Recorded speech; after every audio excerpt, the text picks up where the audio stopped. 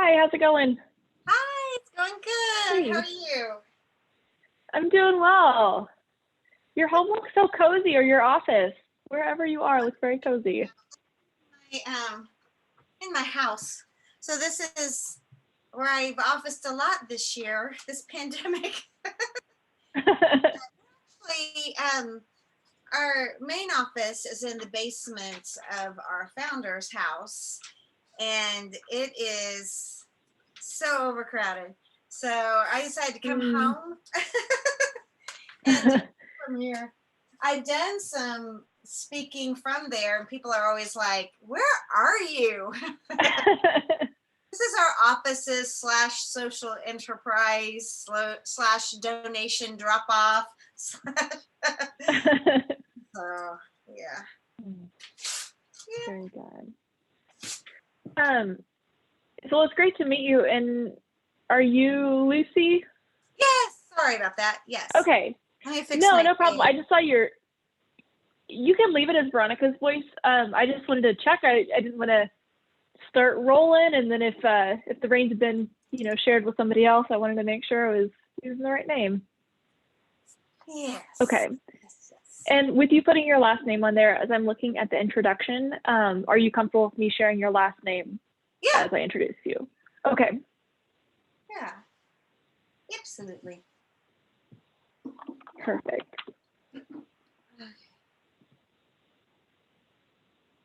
Okay. And then one other question I had for you, do you prefer to kind of take questions throughout? I don't know if there are natural breaks in your presentation. Would you prefer if we just hold them all until the end and then open Yeah. up for Q&A sessions? That's kind of what I wanted to ask you. Like, how casual did you want this to be? Because I don't have to put up a PowerPoint. Like, I could just take your questions, or I could challenges. Wow.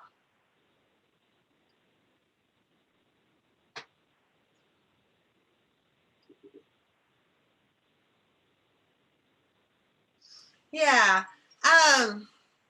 Here, let me pull up my presentation. Okay. I'm glad we have a couple minutes here. Yeah. I feel like it's always better to have some just tech troubleshooting time at the beginning. Right. Yeah.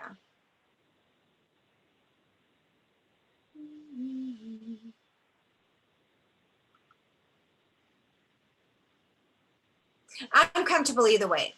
We can save Okay. questions, or they can ask throughout. And if we feel like we're spending too much time in one area, we can adjust. So knowing that this is a pretty heavy subject, what have you found that works best? Like I said, I think we have about 10, 11 people signed up. So with that kind of fairly small group, but again, it's with it being Zoom, it can always be a challenge. What do you prefer as far as what's most comfortable and what's kind of most engaging with a difficult subject? You're gonna hate this answer, but it really depends on the group. Like we've done both.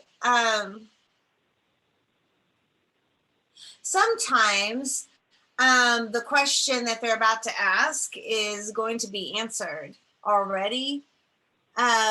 So, but I'm pretty flexible, about that. So if somebody has a burning question, I don't mind addressing it right then. But I could like look at, can we like kind of introduce these topics, and then people can ask questions and we can go deeper on those things, and so spend less time on presentation and more time on Q&A.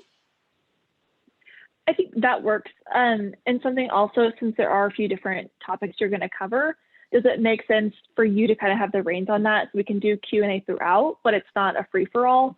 So when you're transitioning from one topic to the next, do you just want to open up and say, okay, do we have any questions on this before we move into? Sure. Yeah. Would that help guide it a bit? Okay. Yeah, that's a good idea. Okay. And then I was going to share the option of, I don't think that many people are going to be using this, but if they have anonymous questions or if they don't want to ask their question to the group, they're welcome to send me that privately, and then I can ask that. I don't think that'll be an issue, but I'll extend that option. Oh, okay. That's nice. So I think that's really the only other question that I had. Are you able to share your screen? Do you have a share screen button? Oh, let me double check. I know what you're saying. Yes, it says I am. Let's see. Yep. Oh, let's practice. Do you see my screen? Okay. Should look like yeah, I can. Okay, good. Perfect. All right. With that, I have, just based on kind of the outline that I sent you, I think I have everything going on. We do have to do some like kind of online check-in stuff for our training, so I'll include that before we get started and before I introduce you, just because there's kind of a time window that it allows for. But other than that, we should see people should be jumping on, and then we'll get moving. So terrific. Pretty simple. So how long have you been with Veronica's Voice? Me? I joined Veronica's Voice. Well, I was on the board in 2015 and then have volunteered. But Christy, our founder, asked me to step in as the executive director in March of 2017. And it took me until August to accept. Oh, wow. Because I was just like, no, Christy, we just need to support you and make sure that, but she was just ready to take a different role in the organization. And so it's worked out really well. I really love working with her. So it's worked out really well, but I was nervous. Very good. So what originally, if you don't mind me asking, what drew you to Veronica's Voice? I see that you have a lot of experience kind of around that area before joining Veronica's Voice. Yeah, the original thing that drew me was just the joy that an organization like this even existed. Meant a lot to me personally, and that there was a voice for people that had experienced that type of control and abuse. So I really loved just watching them from afar, and I was a young mom, and even a $25 fee for a conference was way too rich for me at that time. So following their work was really the best I could do at that point. But then my career ended up, I was at the state of Kansas, and one of my jobs was to set up a human trafficking initiative. And that gave me the opportunity to reach out directly then to them and say, hey, if we're going to stand up an initiative that's statewide, we need to have your voice. We need to have your input in what this should look like. So that's actually how Christy and I became acquainted with each other. And she doesn't even remember our first meeting. It's really funny. She remembers seeing me someplace else, and I don't even remember that meeting. So it's just, it's just so funny. But it was after working with her for about 2 years is when I went on the board and served on the board for a year. And that's really kind of how I got to know them. So that was just the appreciation that there would be in an organization like this. It's just really important. So yeah. Wild ride for sure, it sounds like. Yeah, oh my gosh, it really, really was.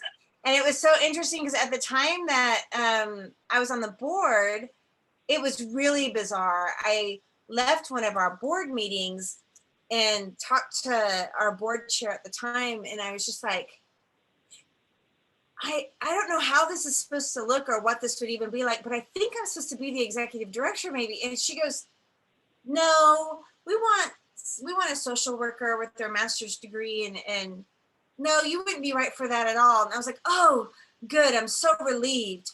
And I don't know where it came from, but I just felt this prompting. And I was so relieved when she was like, no, you're not at all what we're looking for. And I was like, oh, good. Well, maybe I can help find somebody, with all of the connections I was making at the time.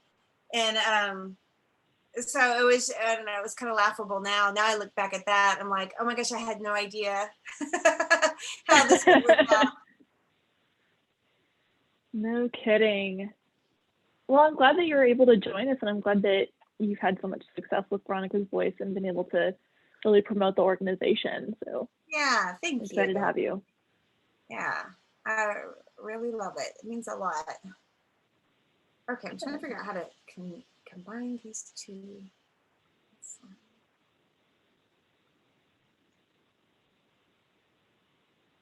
Well, I'm going to go off video for a couple minutes. I'm going to go on mute. Sure.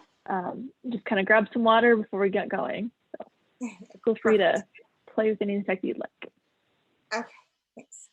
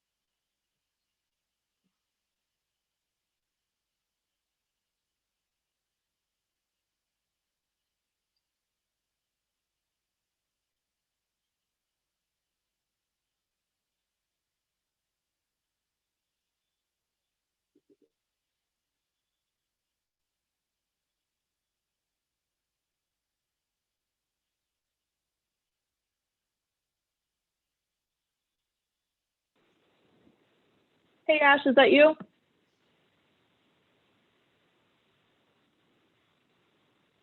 The training council is muted. Yep, I'm here. Hey. Hey, are you good to I go? like the very official. Yeah, I think we're good. Lucy, meet Ash. Ash, Lucy. Hey, Lucy. Yeah. Thanks for joining us. Nice to meet you. Nice to meet you as well. I'll turn on the camera here in a little bit. I'm kind of running around because my dog's outside. No worries. I'm playing with my PowerPoint right now. Okay. We're good. Yeah. But were you? Yeah. Sorry. So we have. I think we're pretty much good to go. I kind of just have the outline and the check-in. So I have the check-in code, but are there any special instructions, or is it just going to the actual event registration? About 15 minutes before this thing starts, everybody should be receiving like a message from Digital Cheetah saying that it's time to check in. And we'll just put it in the chat box when that's. Oh, yeah, I already got it. I just hadn't seen it yet. Okay. On silent, but so yeah, you'll just enter it into the chat box. But I usually wait until about 10 minutes in until I send out the check-in. Because until people have joined, if they join after, they can't see the check-in code. Okay, sounds good. Okay, I've been, well, let's look on my app. I'm kind of looking for it now, but I'm just in my emails right now. I'm in my phone email while it's also up in my computer. And if that's not a 2021 thing to do, I don't know what it is.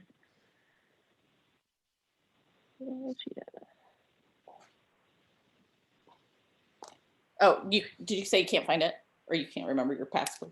No, I was looking in my email, and I have my email up on my computer and my phone. Oh, okay. Self check-in. Okay, self check-in on the app. Looks like it's doing.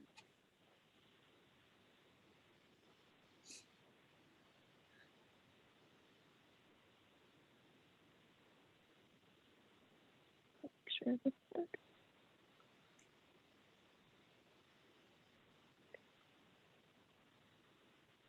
Great, that works. Awesome. I'm gonna call this dog back in.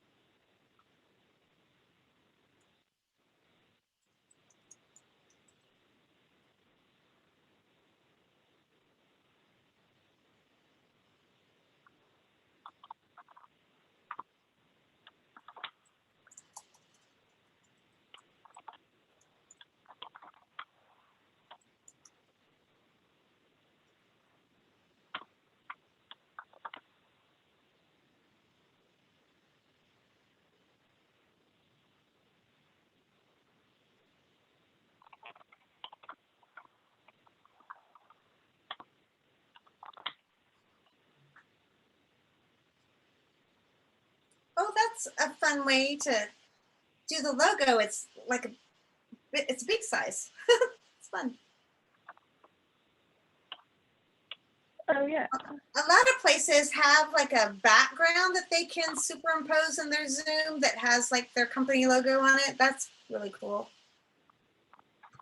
I've tried the changing the backgrounds, but I can never get mine to work correctly. I have not braved that.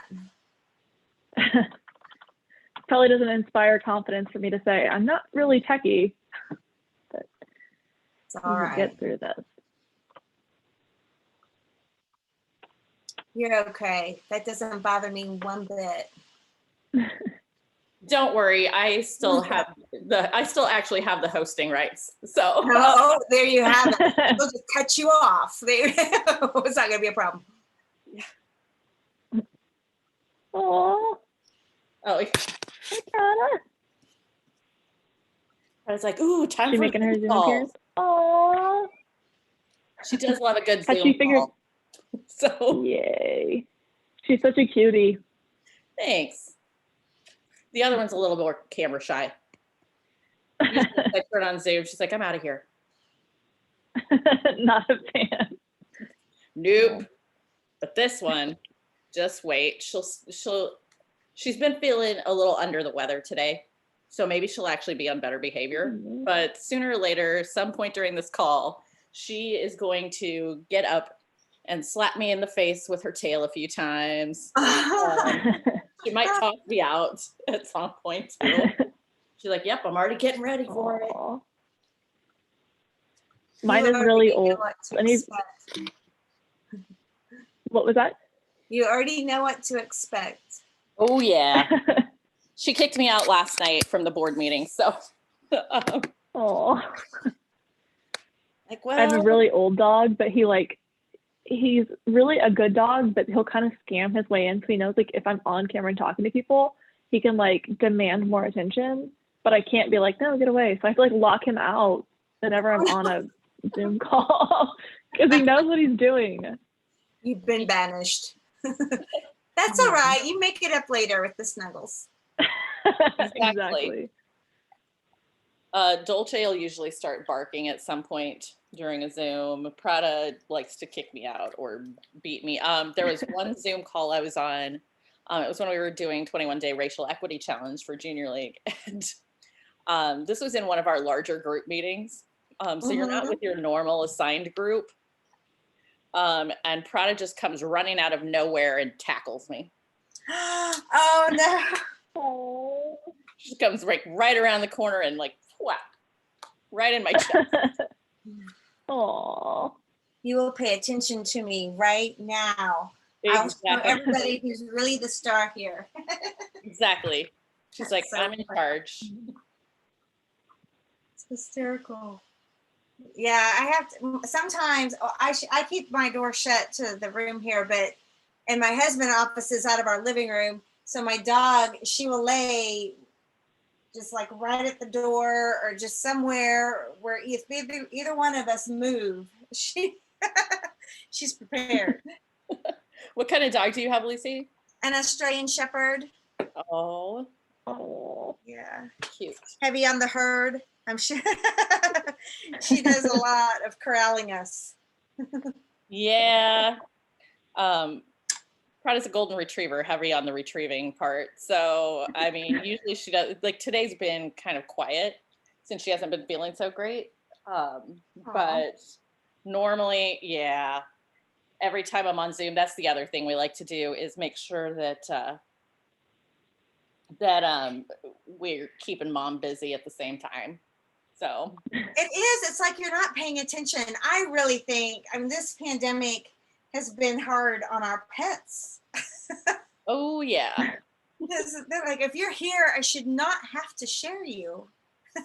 Well, I got Prada in November of 2019, right? So she basically had like 5 months, and then ever since she's been a pandemic baby. But and she knows it, and she takes good advantage of that too. So. Yeah, the other one though is not happy about her. So I recently adopted a kitten. I've had him about a month. You guys might see him while we're talking. But yeah, since I'm working from home all day, every day, so he's 100% used to all my attention all the time. Sorry about that. But so who knows what's going to happen whenever we all return to office. He's no kidding. I don't know what to do. Mm-hmm.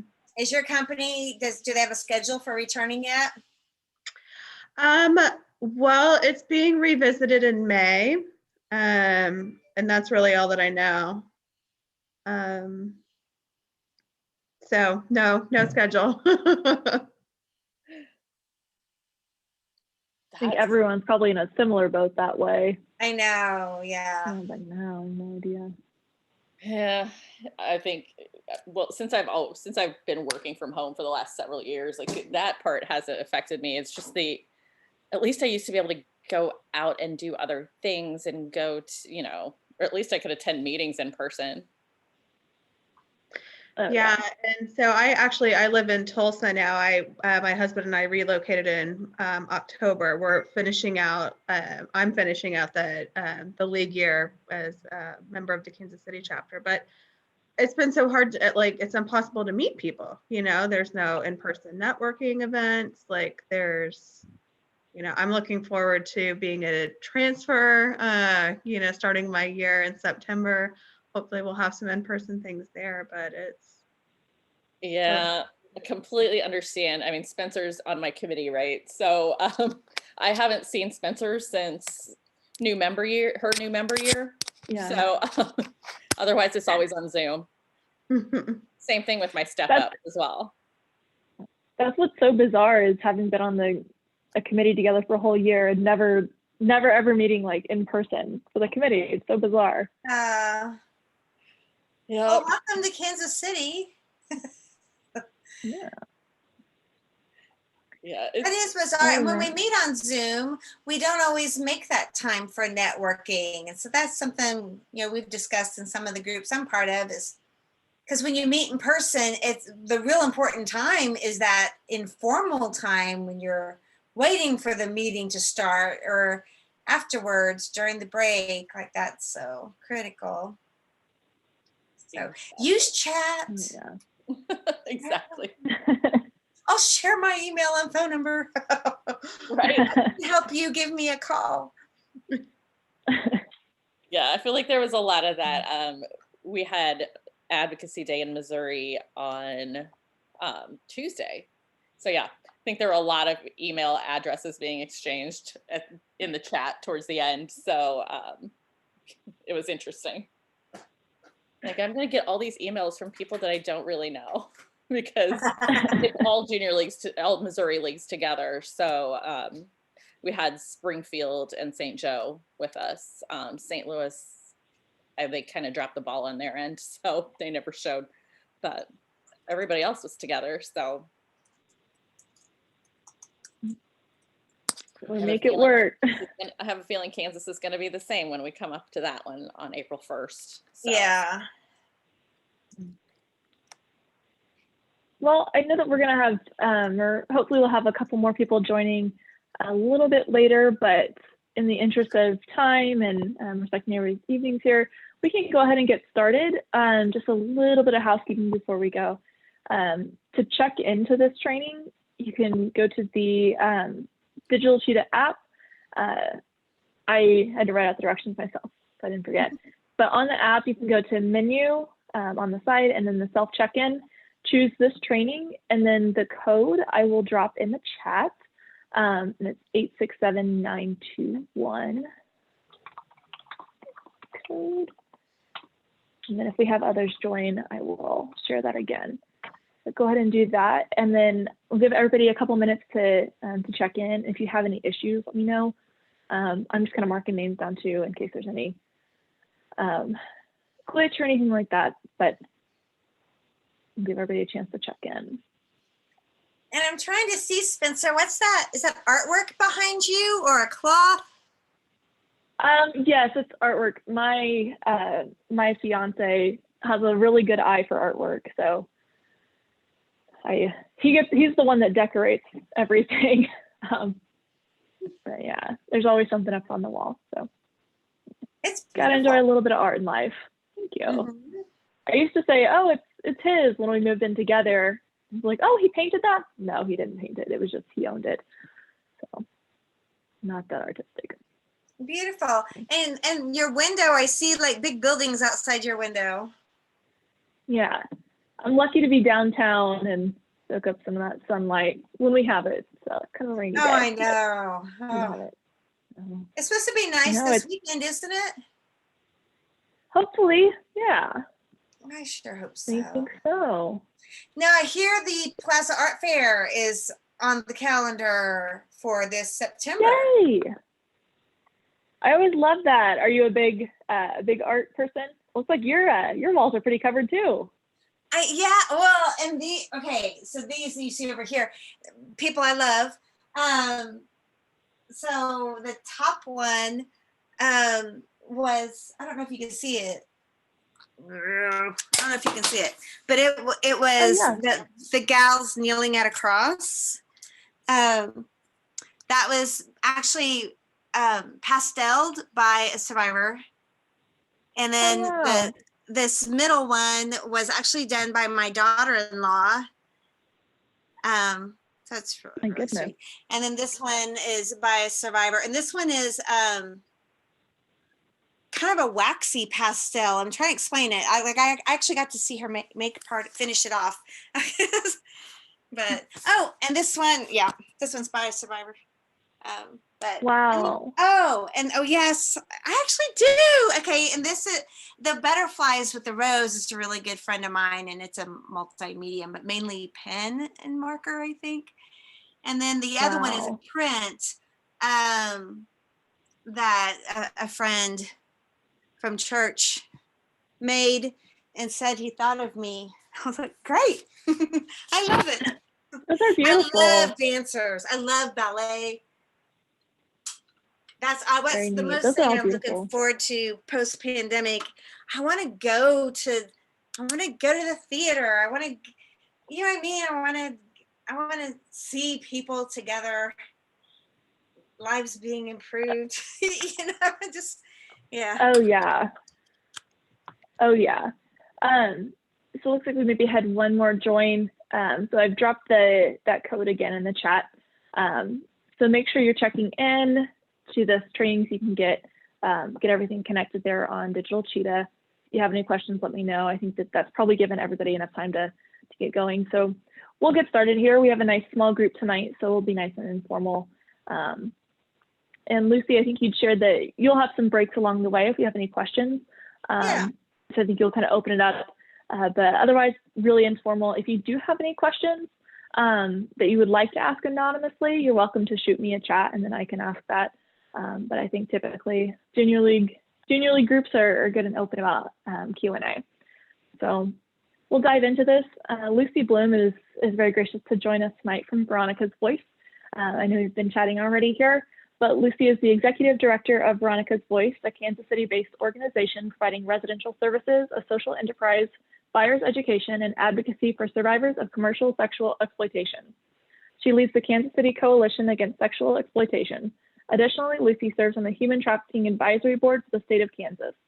Prior to Veronica's Voice, she served as the president and CEO of I'm Coming Home, director of operations at Restoration House of Greater Kansas City, as director of faith-based and community initiatives for the state of Kansas, and as program director at the National Center for Fathering.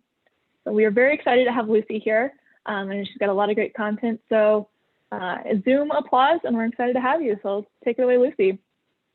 Yeah, thank you.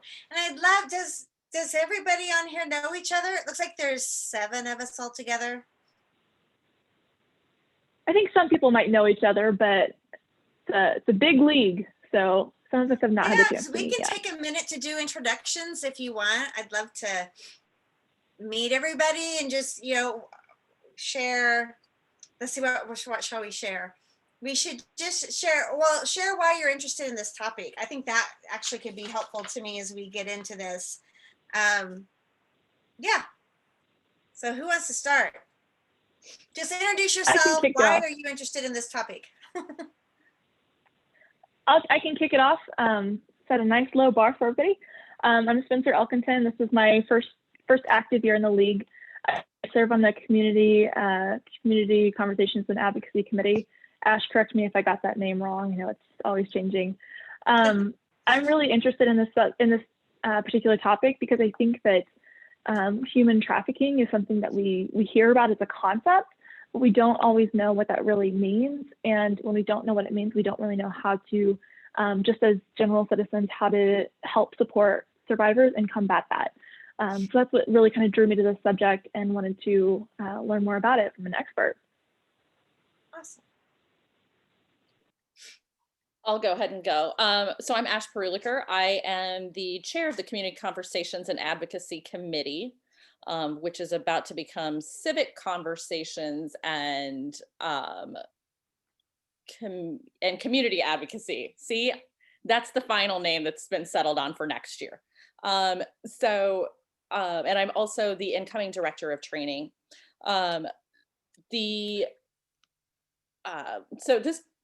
So obviously, this year we kind of embarked on a different path, and we decided for the first time in a long time to redo our legislative agenda and policy statement that has been board approved and is kind of become an overarching, or kind of like a little background document for all councils going forward in the league. Obviously, human trafficking is now on that legislative agenda and policy statement. So, in order to advocate for it, I feel like it's very important that we know exactly what we're advocating for and what the best ways are for us to help. I'd love to read is that available for people to know that? It's an internal document, but yeah, I mean, I'm happy to share a few of the things with you. I'll email you afterwards.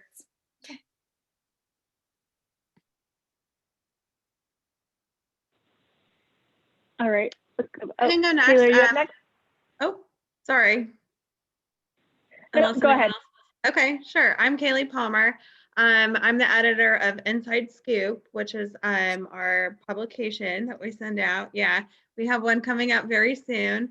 So I think it's important to know about these types of topics. And just for me personally, an aunt who I was very close to, who lived in Springfield for basically her whole life, took human trafficking kind of upon herself as a cause, and she was a volunteer to try and help, identify people who, especially women who looked like they were in a compromised position, and do her part to try and, fix the situation. So I admire the work that she did and would love to learn more and see what I can do to kind of carry on her legacy in that capacity.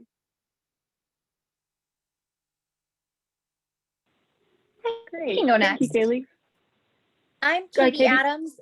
I'm a third year active, and for me personally, I think I'm interested in learning a little bit more about like the local aspect to human trafficking, right? Like we all hear everything on the news or see things at a national level, but I think it's interesting and good to be aware of your own surroundings, but also of how you can help other people. So kind of like everybody else, but just kind of on a local level too, I'm interested.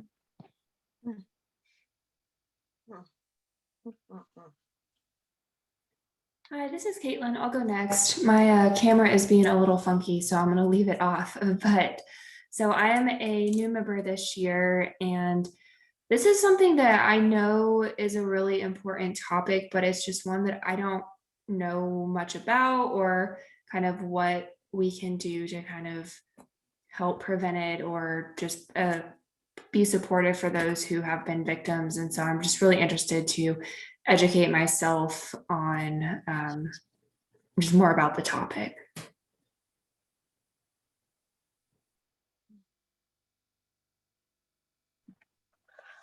I'll go next. My name is Lisa Heisen. I've been in Junior League for 4 years, but this is my first year in the Kansas City League.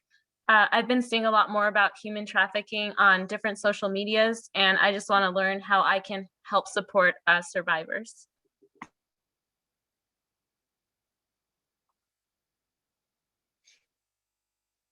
That leaves Catherine.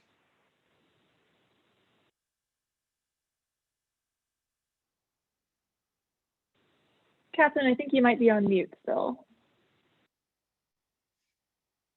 Mute. Yes, hello, my name is Catherine. I'm a first year, and I wanted to be a part of this tonight because I just want to know more about human trafficking, how it can be stopped, and how we can use it to help others who have been in that situation before.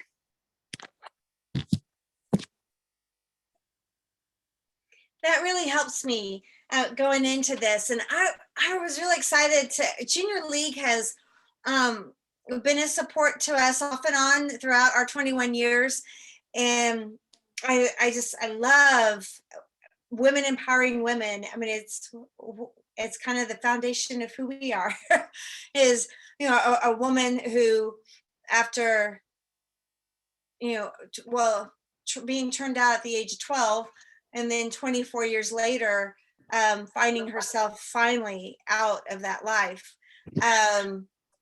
She turned around to empower everybody else to come along with her. And that's how Veronica's Voice was born. And so this idea that when we learn what we know is transferable to help other people, is at the core of Veronica's Voice. And I know that's also at the core of Junior League. And once had somebody tell me kind of the long ago history of Junior League was these were the wives, who could kind of steer some of the philanthropy in the community. And as you all are aware, who Junior League is today is so far from that. This is the voice of leadership and culture change and career development, right? And what I would say change maker development, and the way that we can continue to elevate women in leadership is really, really exciting to us, an exciting element of Junior League. And one of the things that we've talked with the league about in the past is, the creating space and opportunities for survivors of specifically sex trafficking is what we specialize in, creating space for them to come and learn too, or come teach them in some fashion. And so I want that to be running around in your minds, as we talk about this topic today, and several of you have even said, how do we help people that have experienced that? And truly, really, it's not that different than what you already are doing as a group for one another. And so let me dive in here. And as Spencer said, as we go along, if there is a question that you have, you are welcome to interrupt me. Or if there's, if there's a point you want to just pause and maybe just not just ask a question, but maybe even just offer up a reflection, or say, let's repeat that again. I want this to be as much of a dialogue, more so a dialogue really than a presentation. I have to admit though, I do a lot of trainings, and some they're varying lengths, and but I could really go all day. And I want to be mindful and respectful of our time, and this is your evening, and and so I don't want to start getting on this roll where we're going to take too long and not leave enough time for Q&A. So what I told Spencer we'll try to do is I want to try to just offer kind of skim some various topics. Spencer sent me a really beautiful list, to consider it and how we could pull information together for this evening that we have. And so I've, tried to do that. And so I kind of want to brush on things, and then stop and give time. Do you want more information about that, or are we ready to move forward? And then we can move forward. So I kind of have this presentation set up where I can tell about a little bit more about the organization, about the programs that we have, but really spend some time on what is this definition of human trafficking? What does it look like here in Kansas City? What are some of the efforts that are going on? And now that you've mentioned that this is part of your policy agenda,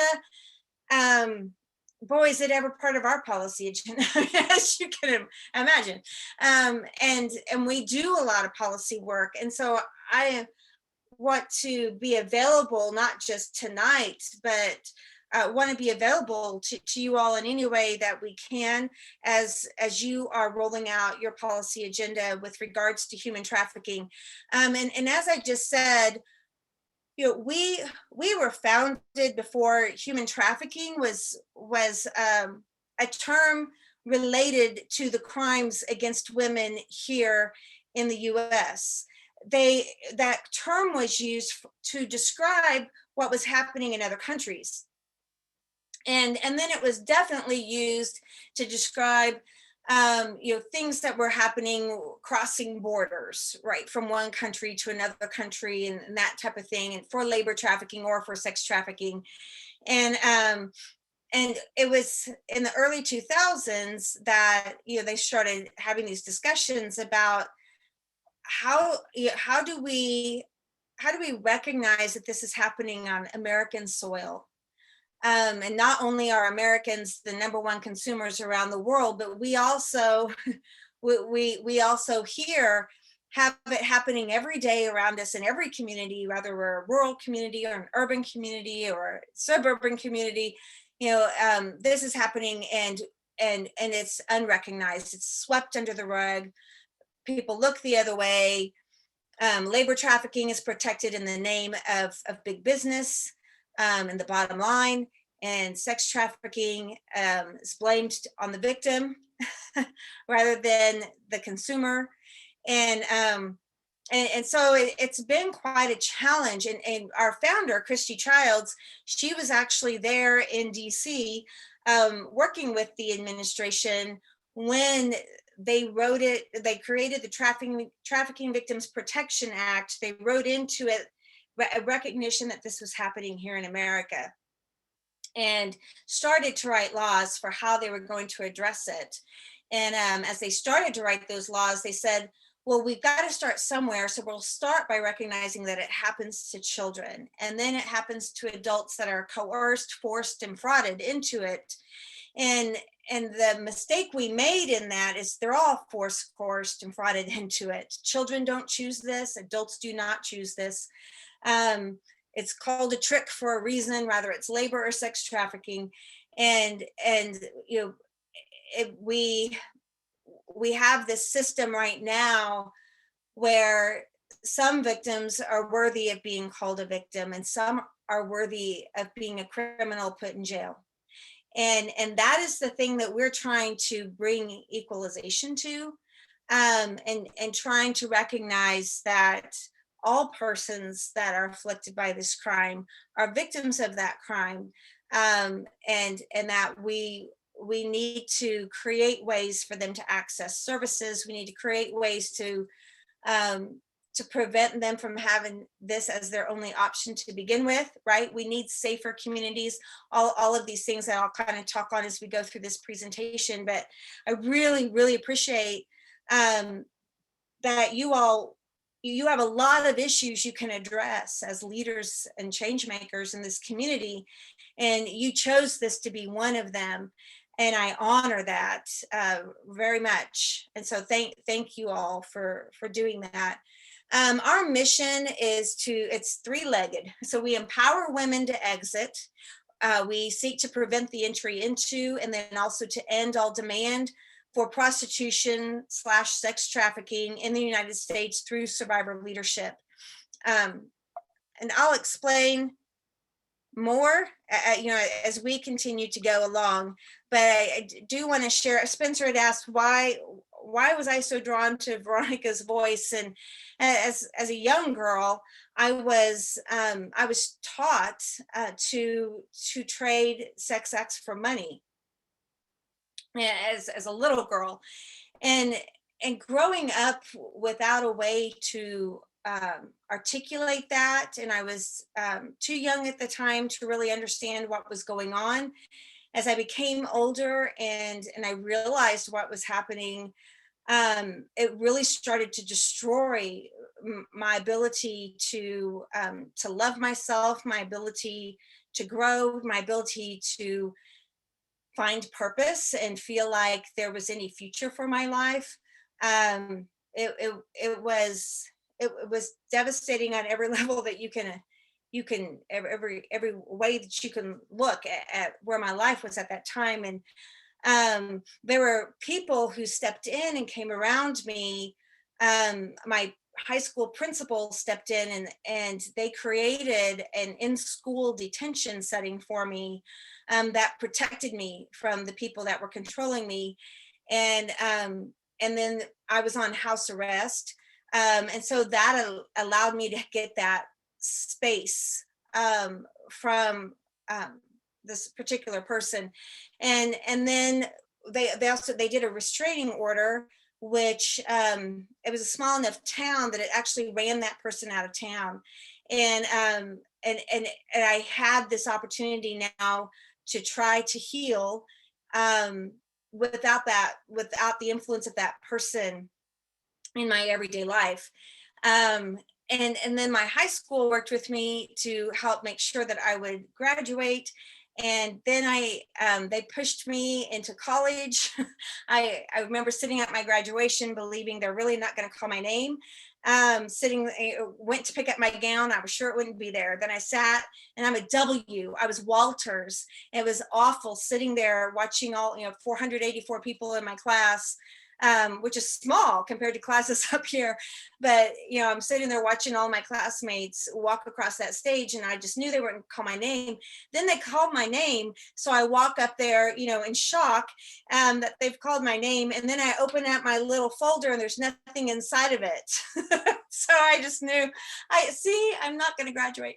But then I went back to my seat, and I realized none of us had anything inside our deal, and we were going to get it later.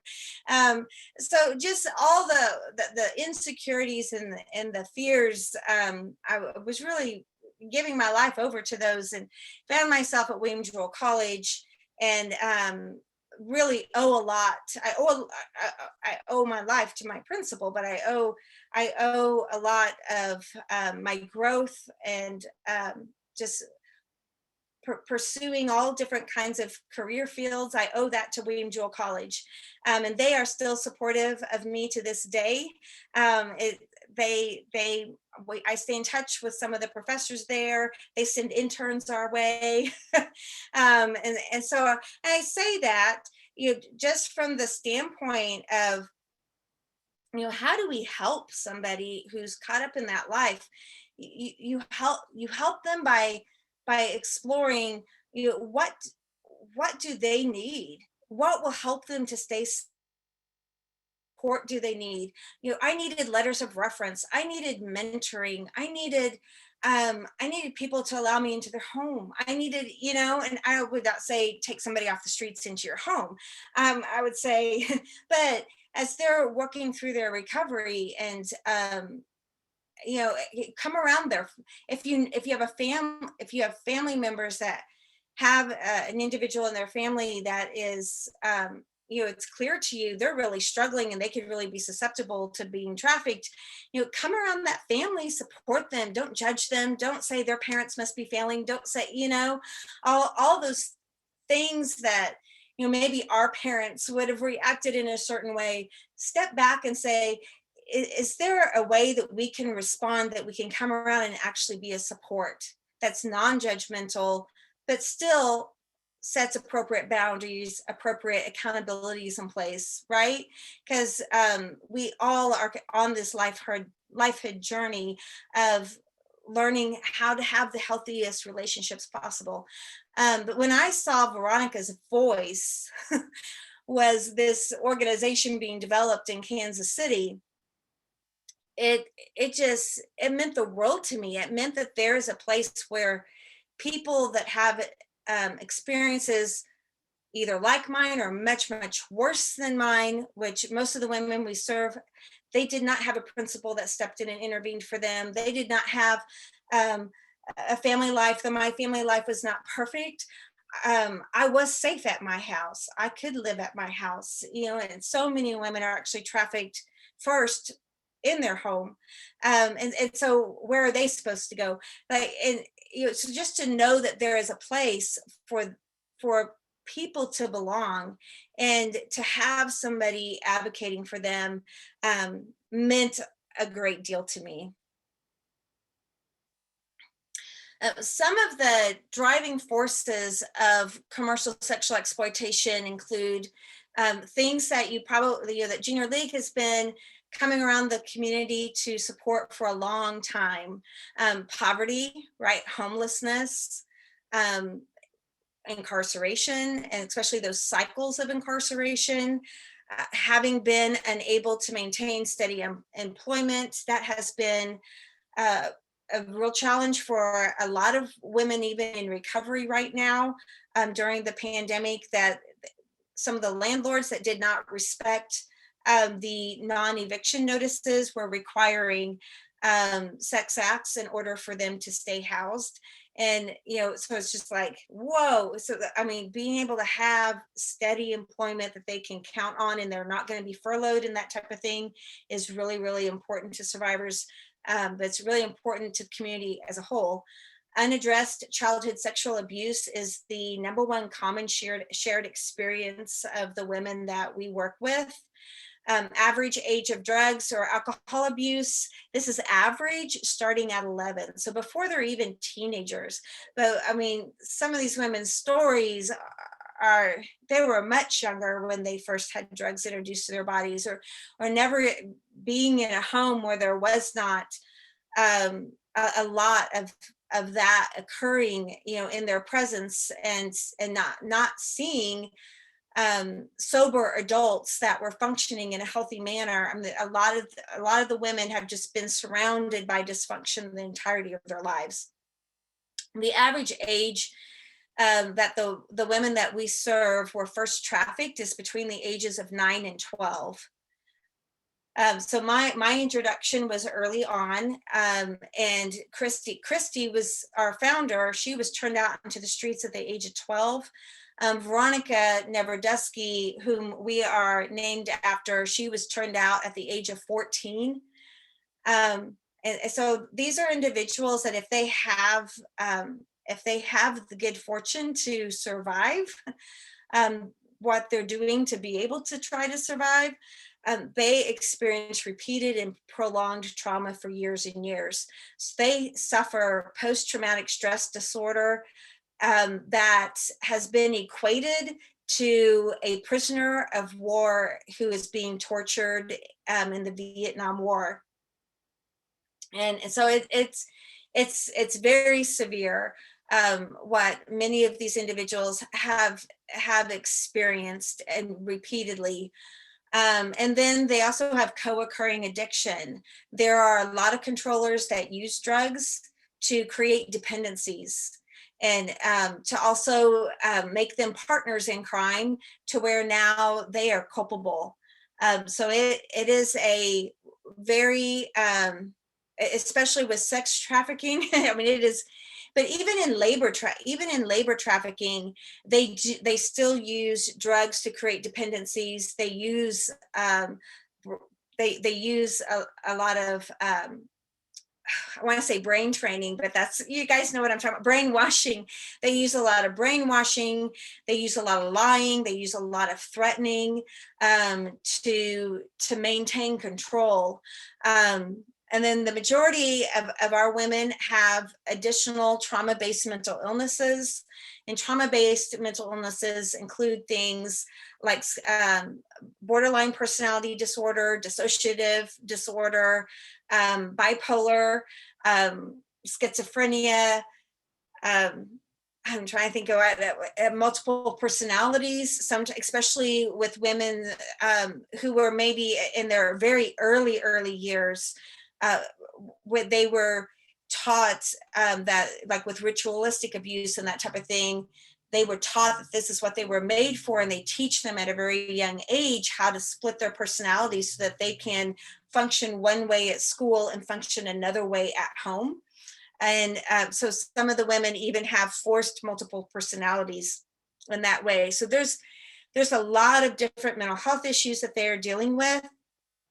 And they also have major medical and dental issues that have gone unaddressed.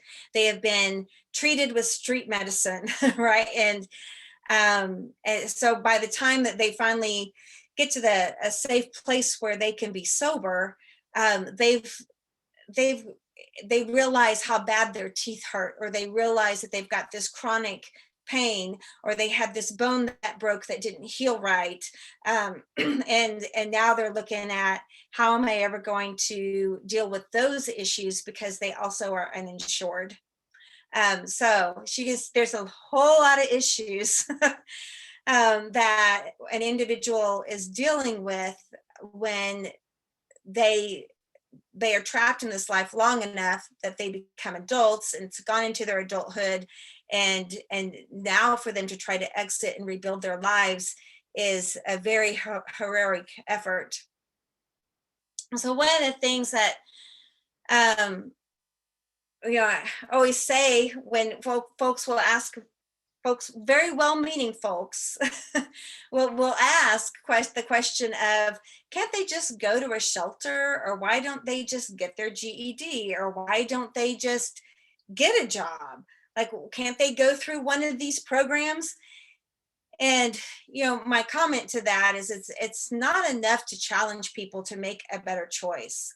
We actually need to make a better choice and option. And for a person with that amount of challenges stacked up against them, they don't really see those options until they have a community of support around them that can show those to them and make them available to them. With all of the partnerships that we've had, wonderful partnerships with beautiful organizations that we support, and we even give money to, and want to see them continue to thrive in our community. They just don't have the intensity of services that they can provide, or the length of time of services. We would get women into a domestic violence shelter, or into a transitional living program, or into a homeless shelter. We'd get them into drug treatment. We'd get them into all these various things. And then 30 days later, we would find them back out on the street. We'd ask them, what are you doing here? And they would say, well, I owe rent. And we knew then we've got to find we've got to find a way to have programs in our community that can allow them to be there longer without having to pay rent. And after working with several communities or several organizations over the years who were serving other populations, and they had their own funding streams and all that kind of thing, we realized if we were going to have this model, we were going to have to build it ourselves. So in 2010, we started the development of our residential program. And without going into a really long story about why it took us so long it took us 6 years to get our house open. But we ended up in a community neighborhood in Kansas City, Kansas, where, as you can see, there are no bars on our windows. There is a cul-de-sac at one end of our street, and the other end is a police station and a fire station. And we love it there. We have our home is a single family occupancy home, so we could have up to 5 women in this house at a time. It is the only home we have right now. It's the only one like this in our whole area. The nearest one to us is in Omaha, Nebraska. We are networked with over 200, well, I think we just got over 250 beds of this type that are in the country. And so we have 5 of those here. But in this home, the women can live here rent-free for 2 years. It hasn't taken anybody 2 years yet, but they have 2 years they have 2 years to get what their regimen down is for their care, and to start maintaining that, to build their recovery support community, and to be economically independent. So they do work while they are living in our home. And we have, once they are stable and they've had some good healing time, they start working with first-time homebuyers programs and other things like that, so that they can explore all the different options for home ownership. But while they're in the house, we have an occupational therapist, we have social workers, we have a trauma therapist, we have peer supports, addiction recovery coaches. I'm trying to think of who else comes in that house. We have financial literacy, we have computer literacy, we have anger management. We also have a grief counselor that comes in. And so they are literally getting 16 to 20 hours of program per week inside the house. And then they also attend recovery groups out in the community so that they're building a network for themselves while they are living in the house. So it's a lot that we have bit off. We a lot of what we were doing in partnership with other organizations before this pandemic hit, we actually had to bring inside, because people literally had to stop those services. And we didn't want our women to have to just sit there and be stuck and not be advancing. So just for them to be able to navigate telehealth, we had to completely revamp our computer education and really get them more in a place where they felt comfortable in this type of a setting, where they felt like they could log in and they felt like they could share and they felt like, and they just getting comfortable with telehealth in and of itself was quite a learning, and getting comfortable with this type of learning. Because when the pandemic first hit, we were very, very narrow about who can come in that house. So we had like 16 people coming in and out before the pandemic. And then we went from that to, there are 2 people coming. And then we eventually expanded that to include our therapists to also be coming. So then we had 4 coming. And then right now, we only have 7 people that come in and out of that house. So half of our classes are still being taught in the same way that you guys are learning right now, going on to Zoom. And so it's been really good. Are there any questions about our house? I have a I question. have a question. Oh, go ahead, Ash. Oh, I was going to ask what the average length of stay is. Yeah, the average length of stay every gal has been so different. I can tell you the longest, the longest length of stay has been 14 months. We could calculate the average. I'm trying to do it real quick in my head.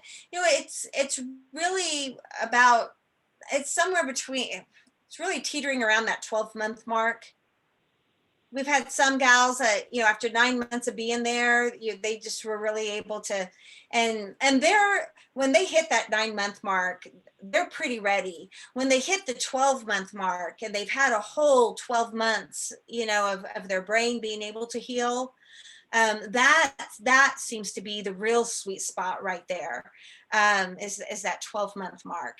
So, but the longest stay so far has been 14 months, and she wishes she had stayed longer. So one of the things that the gals start to realize, and we've actually improved upon with our once we started doing financial literacy, instead of having them go to Keeler Women's Center for that, which they did a great job. It just wasn't it's different when it's in-house. You learn new things because it's right there in front of you. It's kind of like co-working together. And so we really learned how important it is to help the women not only deal with the financial abuse that they have experienced, but to identify the financial freedom that you experience as you're paying down your debt. And we've had, other organizations have asked us, isn't that bad that you don't charge them rent? And we're like, no, we want them to leave with a savings account. So we actually match their savings while they're in the program up to $1,000. It's not infinite, but we match up to $1,000 of their savings. And these women, once they start to take care of their legal business, because we still criminalize victims of this crime, they have thousands of dollars of fines. And then if they want to start looking at, can I reunite with my children? If their children are still young, they have thousands of dollars in child support. and so we want to do everything that we can, that they feel confident. I can tackle my bills. I can pay this. I don't have to run from this anymore. And as they start working, with the courts and on any of these issues, we have found that they'll meet them halfway a lot of the time too. They'll reduce some of their fines, and they start seeing how hard they're working, and it gets really, really exciting. So yeah, that's been the main thing, is they get out there and then they start paying all their bills, and they're like, I wish I'd stayed a little bit longer and maybe got a few more of these things paid off before I left. But it's hard, I mean, they're living, it's a beautiful home, as you can see. They each have their own room, but it's a small room, as you can see, and you get to that point where you've been dreaming of having your own place this whole time, and you just feel ready. We do, after they graduate, if they hit a financial emergency, we do what we can to help out with that, and we help with, and once they get we've had several get their kids back, and then they're like, I don't have beds for my kids. I mean, and they just, I had a bed for me, but I didn't get beds for my kids. And and so we work with them. We have organizations that come alongside us that do furnishings of homes, and so they're able to get access to that, which is super, super helpful, because we don't ever want them to be at a place where they have to spend down all of their savings over something that they should be celebrating, something that should be part of their recovery. We don't want that to be a setback for them, because a lot of times how they ended up trapped in this, their car broke down. They didn't have the money to fix it. Their employer told them, if you can't be here, I got a whole nother group of gals that want your job, and you lose your job over that. Or you had to miss your med appointment because your your boss wasn't going to let you get off, and you had been taking off too much already for all these court appointments you were doing to try to get your kids back. And so you don't go to your med appointment. So the pharmacy won't fill your meds. And now your mental health is all out of line again. You know, they get, and then they start to ask themselves, so what are my options? You know, so we want to create, just like if any of us, you know, if we hit a hard time, we would have a safety net to fall back on, whether it was our savings or maybe family member or some nest egg we've created for ourselves. We want them to be in that very same type of situation, that, no, this safe community that I've healed in is also a place that I can go back to when I fall upon hard times, and they're going to help me through that too. So that's part of what we do. What was your question, Spencer? Yeah, I was wondering, and I think this is probably something that you're going to tackle a little bit later in the presentation, but as you were going through those services, are those services exclusively available to the women who are living in the home, or are those available also as, I don't know a better word, but I'm thinking like outpatient services, so women can come in and out as they also have their own stable housing? So glad you asked that, because it's something that I went and looked at some buildings today. So we're trying to buy a building because addiction recovery services, for any of you who have a family member in addiction recovery, or maybe have experienced it yourself, or you just have been hearing about addiction recovery, for an uninsured woman right now, it's a desert. It is a desert. And so what have we done? We have expanded our addiction recovery services. So the programming that we're offering inside our house now meets federal requirements for an inpatient, with the exception of we do not dose their food. There's no authority that lives in that house, by the way. The women get a key code. They have a 10 o'clock curfew, but they have guidelines that they all follow, and they maintain that house. And then we have people that come alongside, teach them how to maintain the home, how to garden, how to meal plan, how to cook from the food in your kitchen and not have to do fast food and all that kind of thing. Like they learn all of that while they're there. So the services that we have, you know, tailored for the house, those are being provided for those women in that house. But since this new virtual world and the increase of this crime, and then the decrease of access to services due to the pandemic, we have been making some of our services available online. So we've opened up, not all of our classes, but we have opened up some of our classes, and to where others can participate. And then we also have other online groups that are just none of the people in those groups are residents. So they're, especially for women in recovery, even the like AA, NA groups, a lot of those have not been meeting in person. And in Kansas City, Kansas, which welcomed us to come and build our house, there's not a good network of recovery groups for women.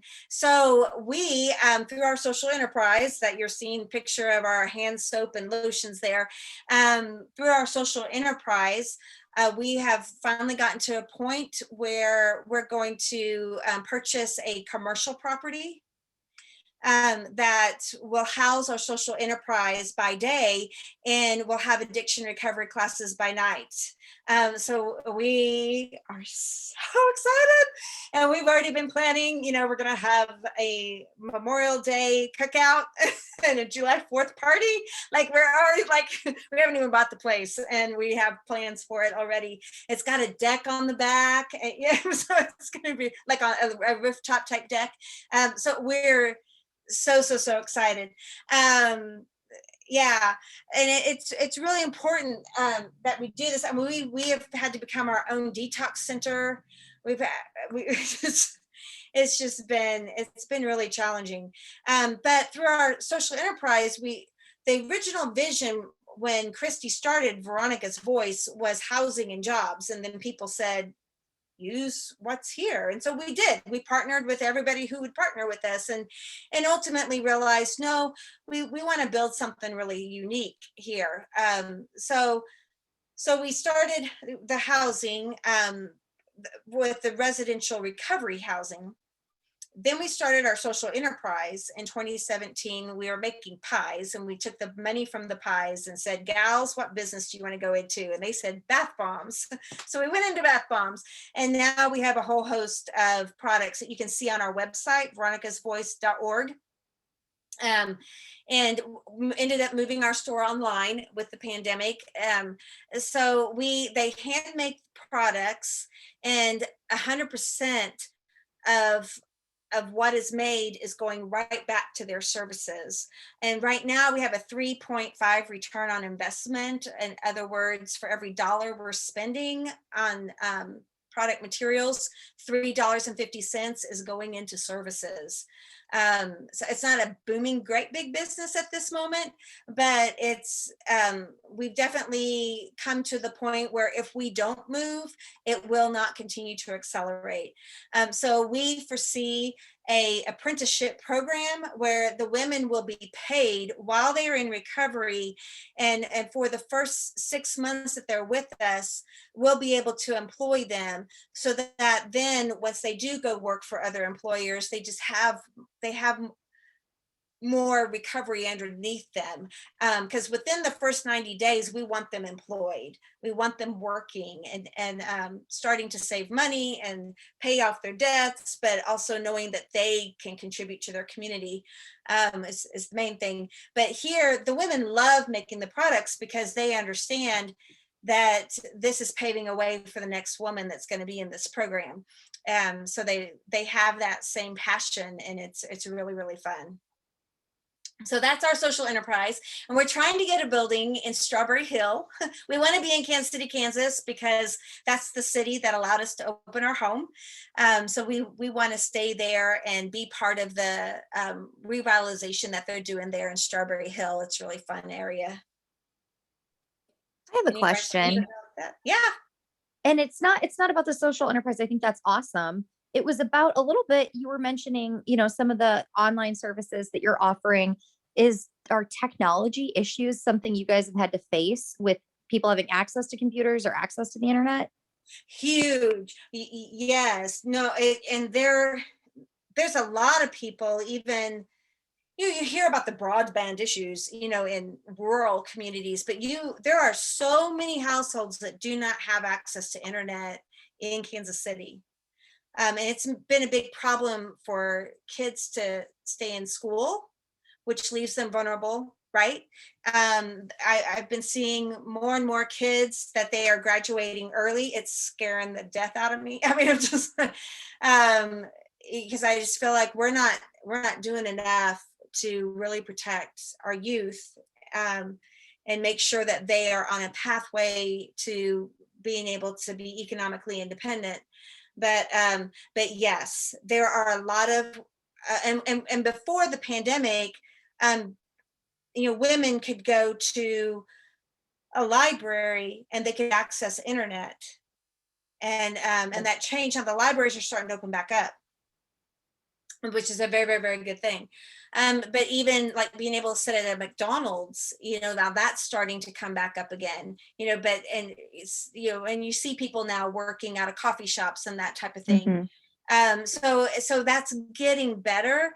But in terms of in their houses, having access to internet, that's where they can have a private space, to do this type of self-exploration and healing has been a challenge for some women. And there have been some organizations specifically, seeking to address that. So, and we had some laptops donated to us to help with that purpose. And like often happens to nonprofits, we got donated laptops that don't work.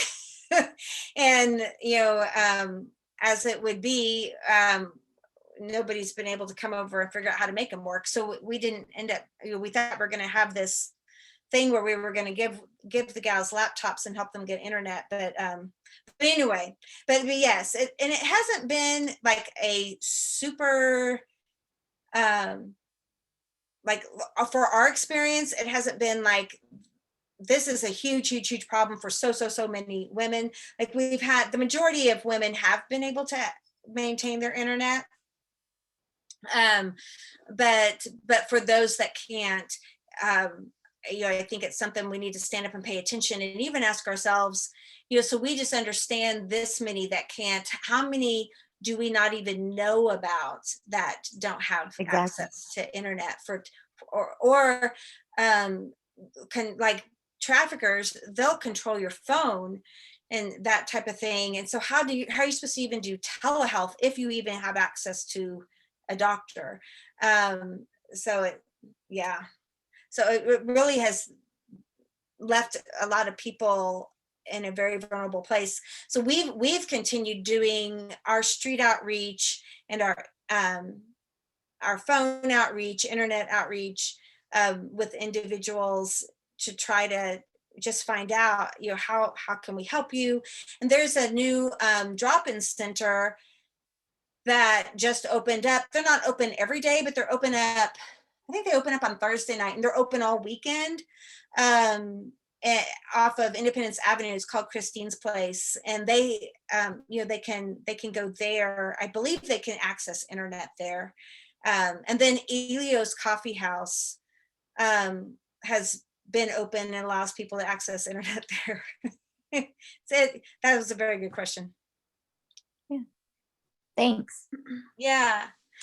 But you all had asked for me to cover a little bit of the definition, and really the definition and history kind of go hand in hand for me, because there was a time that worldwide there was a question about how do we create a definition about this crime that is happening, that is embedded in the culture of every country, and whether it's a third world country or a first world country or a developing country, that it's like there's this crime that happens, and it's called different things different places. In some places it's completely legal, in some places there's nothing regulating this, and other places it's legal, and they'll stone you if you're found, caught in this. And I mean, still today.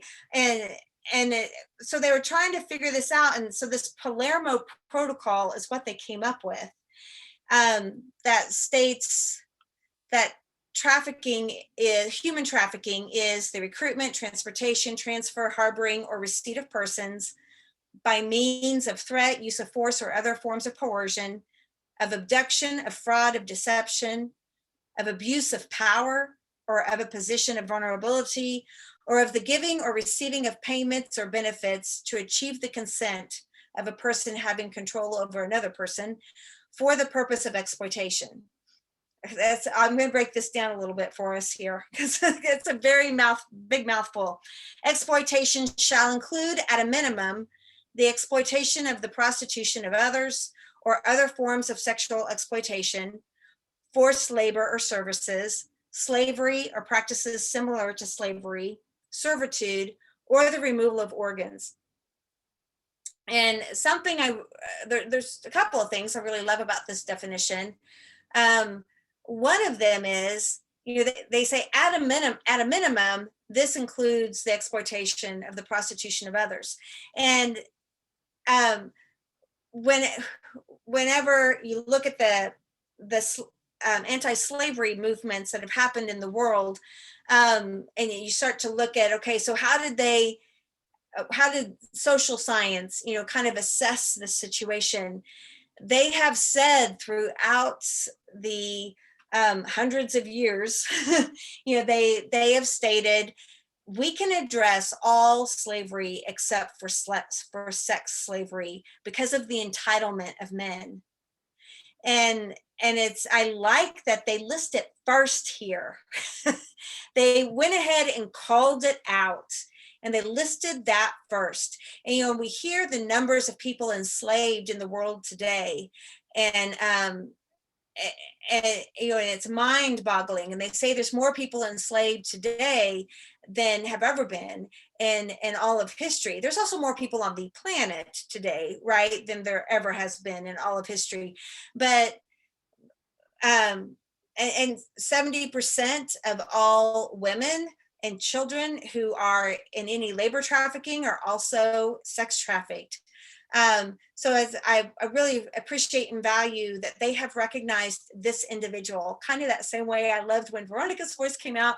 I loved when the Palermo Protocol came out, and just called it what it is. This is the trafficking of human beings. And then I also like that, many times states, when they are adopting this, or interpreting, I should say, this definition, they stop at by means of threat or use of force or other forms of coercion. And they don't include all of these other things because they feel like those are covered in the first part. But when you talk, but when you leave out the giving or receiving of payments to achieve consent, you leave out the buyer. You leave out that consumer. And this is a business, in the worst way to do business. But this is a business. This is a money-driven industry. And even though they would say, of all the number of people trafficked, there's a smaller number of people sex trafficked, but 2/3 of all of the money of this industry is from prostitution. 99 billion of the 150 billion that is going into this generated in this business, is the 99 billion, the 2/3 of it is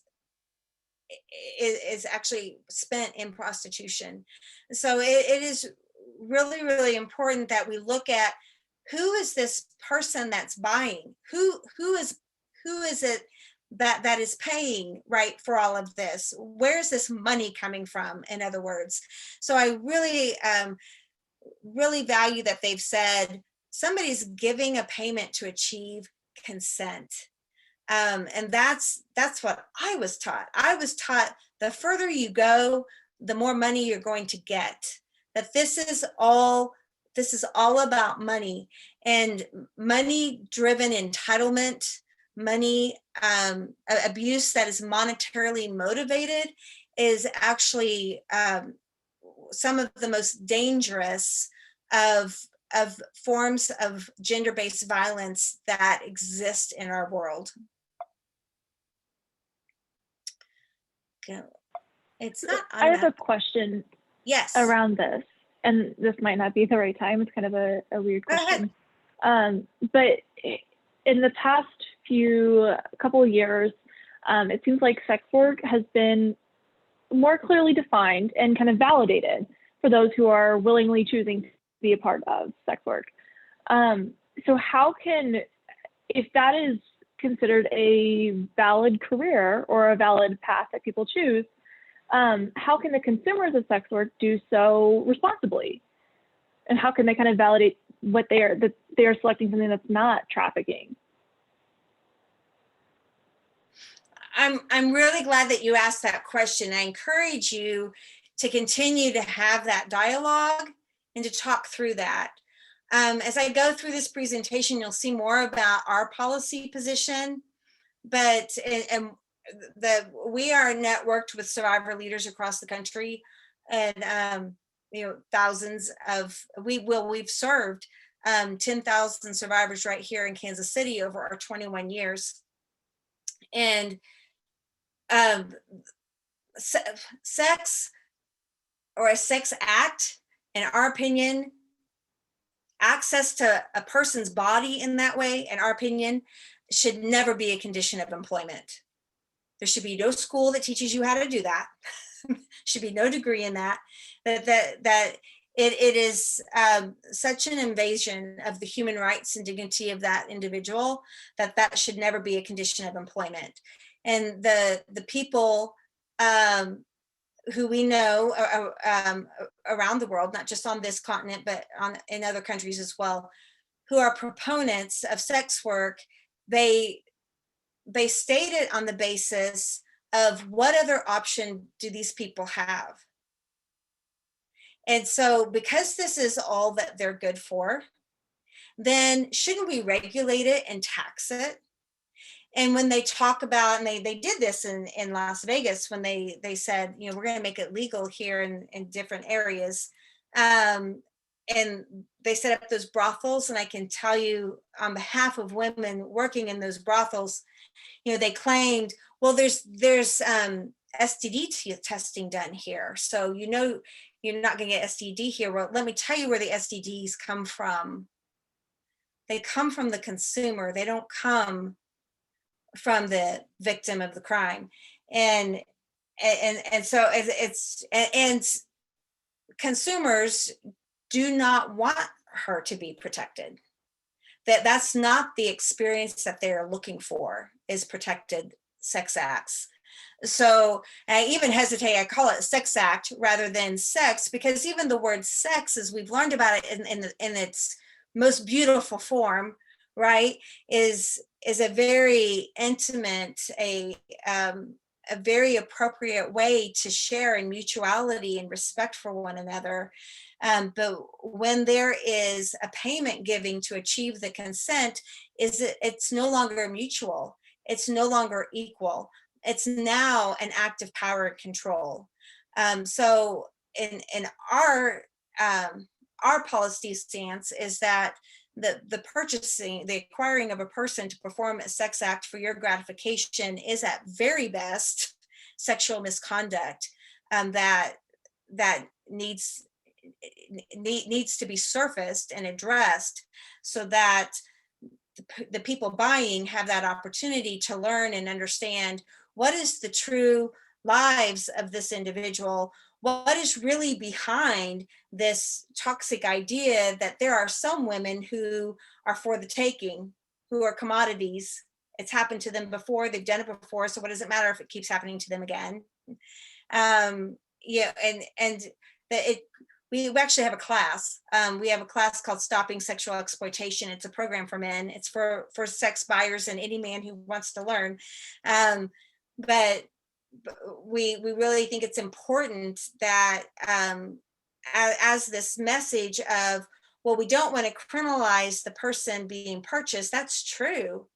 But we also don't want to make it a free-for-all and have us be like, you know, Central America, where if you're a girl of any age, you're expected to put out, and girls are trying to do everything they can to get educated, so that they can protect themselves from being in that position of having to do that. So we're trying to create a community that's safe, and we're trying to create one where men and women and transgender and all of us are equal, and we all have access to opportunities, access to healthcare, access to education, access, you know, we want to, because if you addressed all those areas that led them into sex work in the first place, and if that man just offered them the money and they didn't have to do anything, they'd take the money,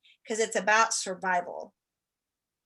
It's not about, I just really love giving this sex act 20, 30 times a day. That's not the case. And I'm trying not to be graphic. Yeah. No, that's really helpful to think about it again, as it seems like that's kind of on the rise in terms of sex work. So that's a really great way to think at it. So thank you. Yeah. That's really good. No, it's a wonderful conversation to keep having, and I don't want to be judgmental of anybody that thinks a different way, or, you know, but I do want to be clear about our thinking and where it comes from. Can I say one thing? So yes. I also happen to sit on the board of a mental health organization. And this is something that we've talked about in the past, that even a lot of people that, quote, willingly choose to go into this also maybe have underlying mental health issues that have not been addressed or have been undiagnosed. So maybe it's not so much a choice as we like to think that it is. So I just wanted to put that out there. I know, and Ash, it gets really devastating when you look. So when you look at the profile of the customer, it is an upper middle class, middle-aged, Caucasian, married, insured, owns home, homeowner, car owner, maybe as a second home, right? With children, educated, male. When you look at the person that has to perform the sex act, uneducated, came from poverty, has addiction, mental illness, disabilities. You'd be surprised how many times these are individuals with disabilities and totally compromised, do not own a home, do not have insurance. So there's no equality there. And it's, so they're even the buyer is dependent on this unequal slope to, and that's what we're seeing is as people have that opportunity to really understand the differences in these situations, then they realize this does not describe the world that I want to live in. And it certainly doesn't describe the world I want my daughter and my grandchildren to live in, right? And so if we're going to make the world the way that we want it to be for everybody, I would say then it's a world without exploitation, in my book.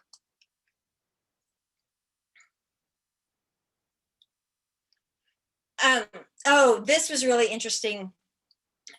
We have the human rights list that is recognized around the world, and there are at least 13 of these rights that are violated by an act of human trafficking, whether it is labor trafficking or sex trafficking.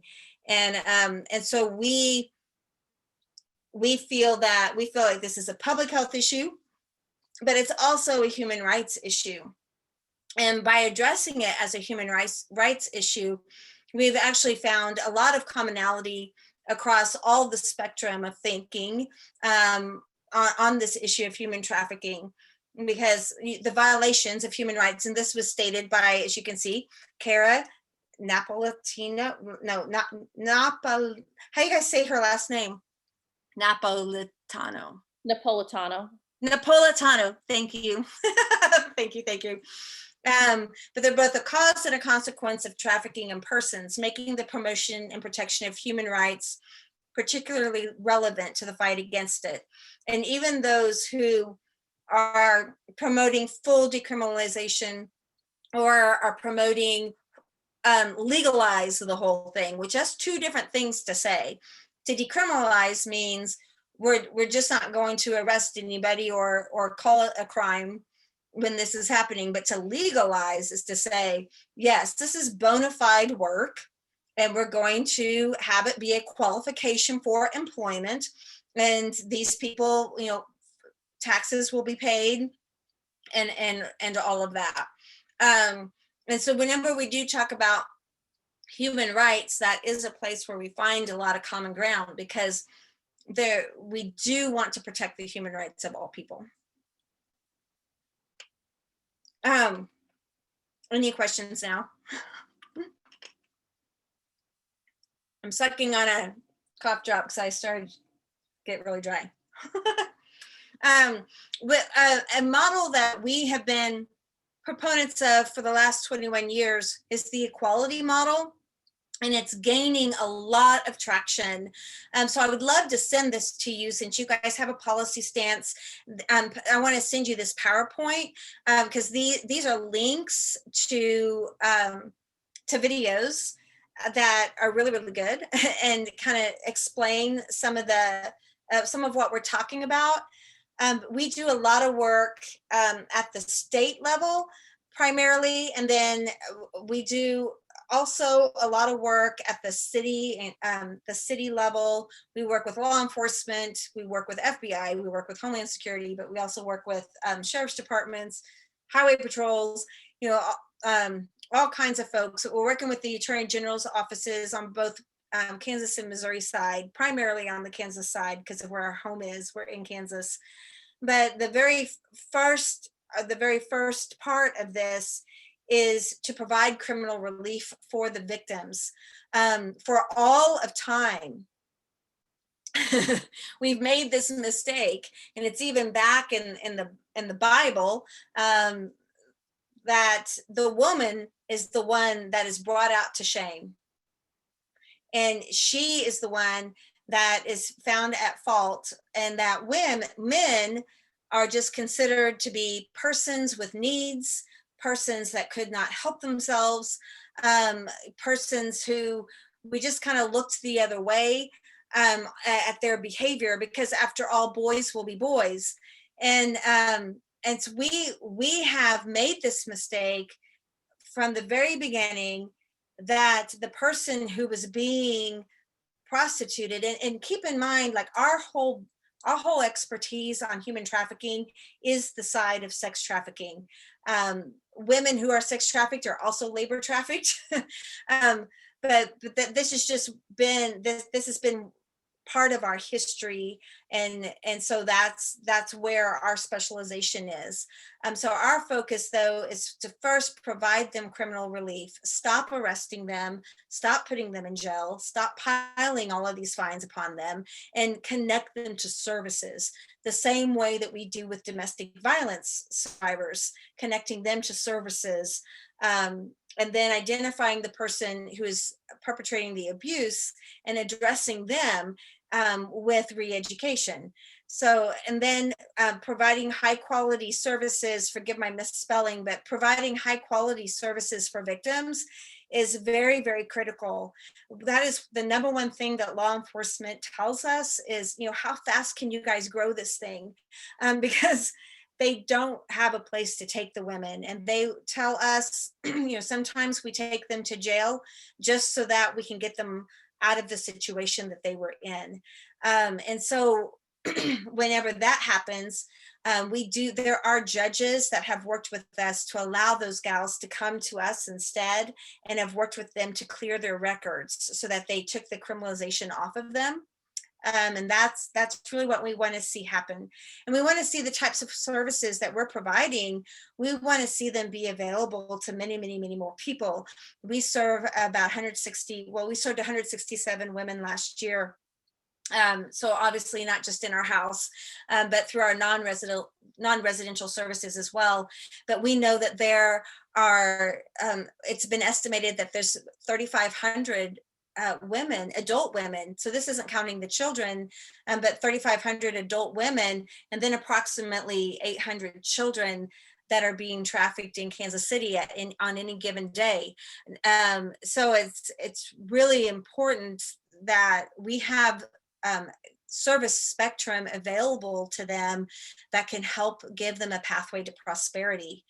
And then we need to strengthen our laws that identify and re-educate those that are purchasing sex acts. I've spent already time on this, so I don't need to go in it too much further, but we do have a class that is a proven model that is being replicated across the country. And we were chosen as one of the very first replicating sites. And so because we actually brought a buyer's education program to Kansas City in the early 2000s. But this program, you guys might have heard of a John's School concept. That's what we brought here, early 2000s, like I said. But this program that we're doing now, called Stopping Sexual Exploitation, it is actually a 10-week course that assists these individuals in a whole new way of thinking. And it gives them an opportunity to change their behavior. And that's really what we want to make these individuals our mouthpieces and our advocates, and the people who will really change the culture and speak out, right? And so we're very, very excited about this new pilot here in the Kansas City area. And we have interest on both sides of the state line to expand that. So we've actually brought on a director of men's education, and we have a 3-person facilitator team, all men, that will be leading this program. So we're very, very excited about that. And then we need to prioritize and coordinate the laws across Kansas and Missouri. The state line is abused constantly. for trafficking of labor and of sex. And it is really important that our law enforcement be able to coordinate. And they've done a lot in the state of Kansas to try to have the laws be similar enough that one jurisdiction can help another out, because they typically they move the victims very often, and buyers buy in the next town. They typically don't buy in the town that they live. They typically just drive. And so that's, here in Kansas City, where we have all of these different jurisdictions, they don't have to go very far to be at a place that is like, oh, we really don't want to deal we really don't want to deal with you, but you, the one with the drugs on you and with the forged checks in your car and that type of thing, because they use the gals as mules, you're the one that's going to go to jail. And that's what so they live in Kansas City, Missouri, but they get arrested in Prairie Village. Things like that happen all the time. So we really need to be as coordinated as we can, and we need our laws to be in sync so that we can uphold them even when people are abusing those jurisdictional lines. And then here's the hardest hitting piece of this. We have to address all factors that drive people into prostitution in the first place, or into labor trafficking in the first place. We have to address things. When I think of labor trafficking, I think about, we have to address, how are we going to welcome undocumented people into our community? They are here. What opportunities are we providing for them? Are we just going to try to push them and shove them and hold them back until they finally just return home? Home is a lot worse than that. And so they're not in any hurry to go back home. And so how are we going to address that issue? But when it comes to crimes of sex trafficking, we're talking about generational poverty, that these people have been right here in our communities this whole time. And what are we doing to help break those cycles and help give opportunities to those individuals? So all of those things, all of the groups that you guys support, that are mentoring families and giving opportunities for kids, those are all very, very important programs. And we need to continue to think harder and longer about, how are we addressing these factors that drive people into this being their only option in the first place. And then after we've done those things, as we document our work and we document what is effective, then we can have a model that we can scale. And that's why we have Stopping Sexual Exploitation here now in Kansas City. That's why we have our 2-year program here now in Kansas City. We're constantly looking across the nation for what is the most effective. And when we find something, then we're saying, okay, how do we now replicate that here? Our home that we built here is actually based off of a model that was first initiated in Nashville, Tennessee, and is now in 30 states across the country. And there's 2 of us here in the state of Kansas. One of us is in Wichita, Kansas. So it's very, very important that as we build these approaches, that we have a way to replicate them and we have a way to scale them, so that we can protect people wherever they may go. They could be identified wherever they may go, right? And have access to services in that community, or in their community that they call home. Any questions about that? This is great. Thank you. Yeah. There was a question about, how do we see it happening? And, and I was thinking about that, because, it kind of depends on where you're at. Like some people, I get a lot of calls from people that they start, as they learn more about how people are recruited, they learn about how, and there's been a lot of recruitment online. Our kids online all the time for school. Oh my gosh.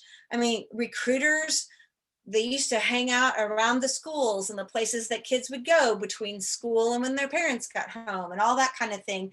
Well, now they just got to get on social media and start building relationships. They pose as somebody that they're not. So you hear those stories of kids in Kansas City that thought that they were meeting up with somebody close to their age. And who was it? It was somebody who was 40 years old and has this, was on the sex offender list and has all the, and oh my gosh. And then there's shudder of fear, right? When they go missing, are they going to be trafficked? Or you hear these gals that really stable home, but the gal's got some mental illness, some depression issues, and start going through her teen years, starts ostracizing herself and her own anger outbursts towards her family, and that all becomes strained. And who reaches out to her, right?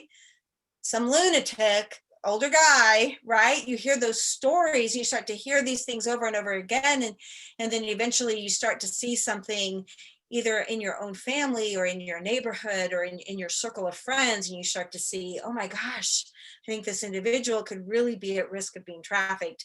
And that we hear a lot of that, the people are becoming aware enough that they're starting to see signs and they feel quite helpless, especially if the family dynamic has really gotten tested and shaken, and if the loved one is drug addicted, or the loved one has, there's other problems that are creating caverns in their relationship with their loved ones, it's really, really important in those situations to just be that ear and start offering what you can.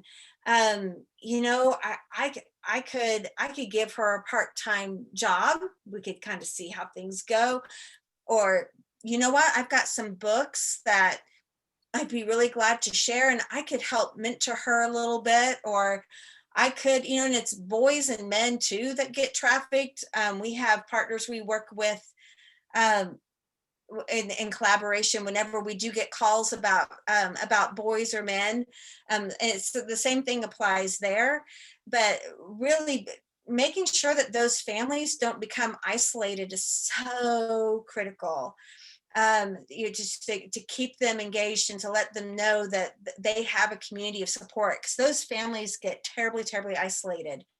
If they have families that have a youth that starts to run, it doesn't matter what reason that they're running, they're in danger when they're running. That's why we do the point in time search for missing kids, is to raise awareness and understanding about that situation, because those families end up getting very isolated.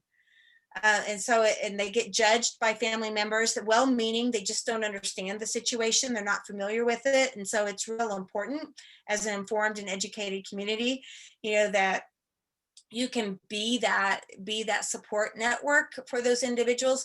Reach out to the organizations that that are providing services during those times.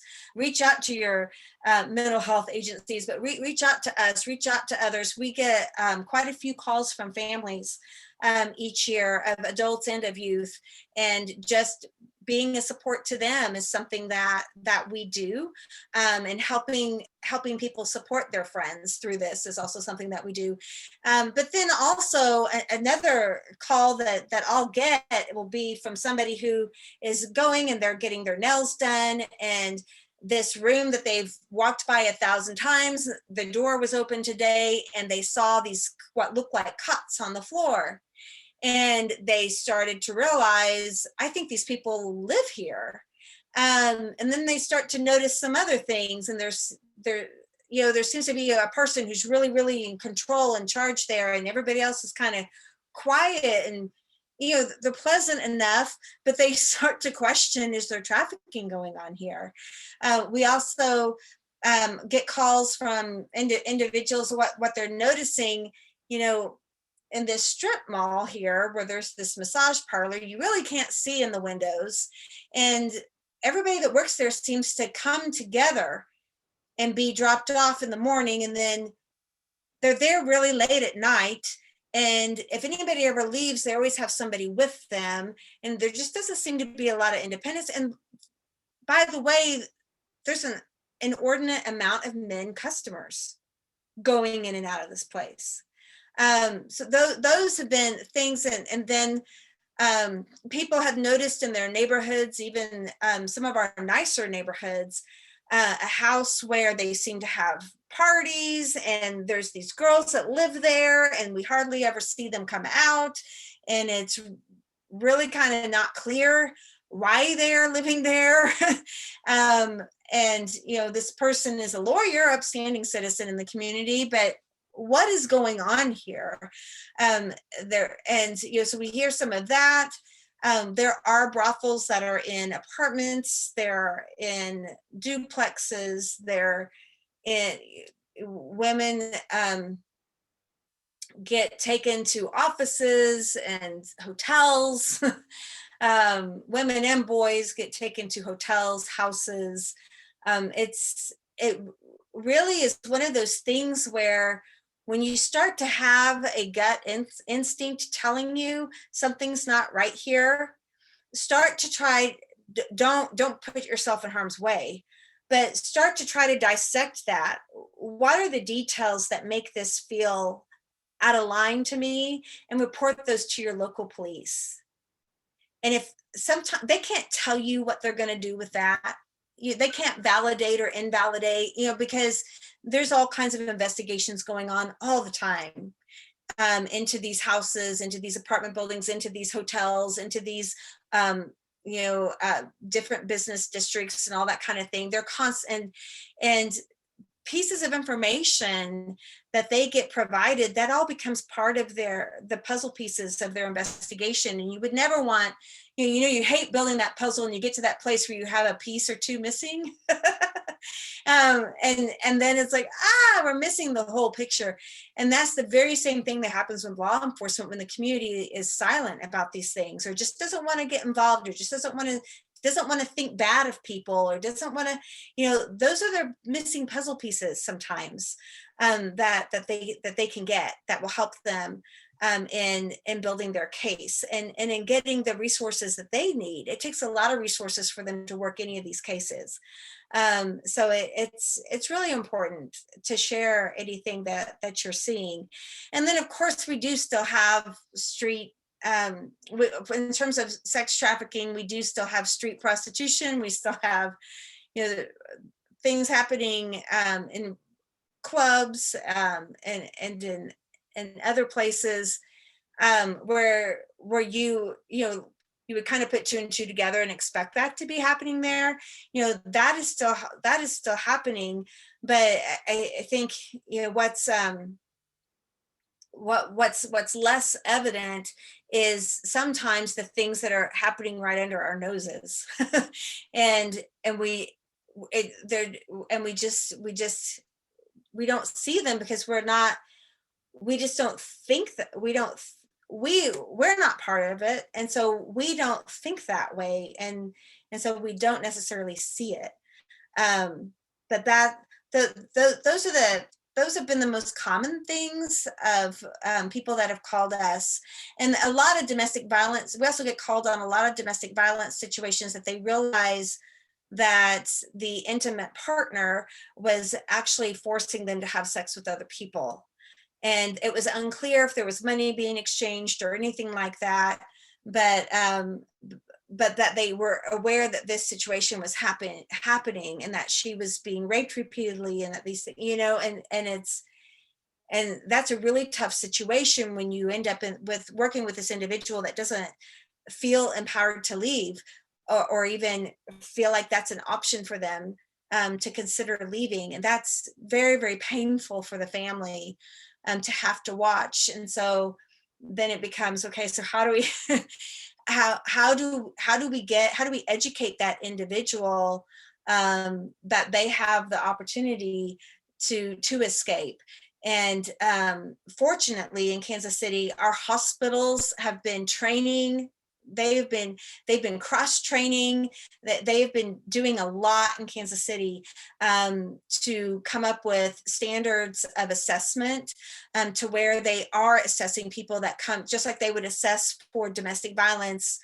They're assessing for specifically sex trafficking and for labor trafficking as well.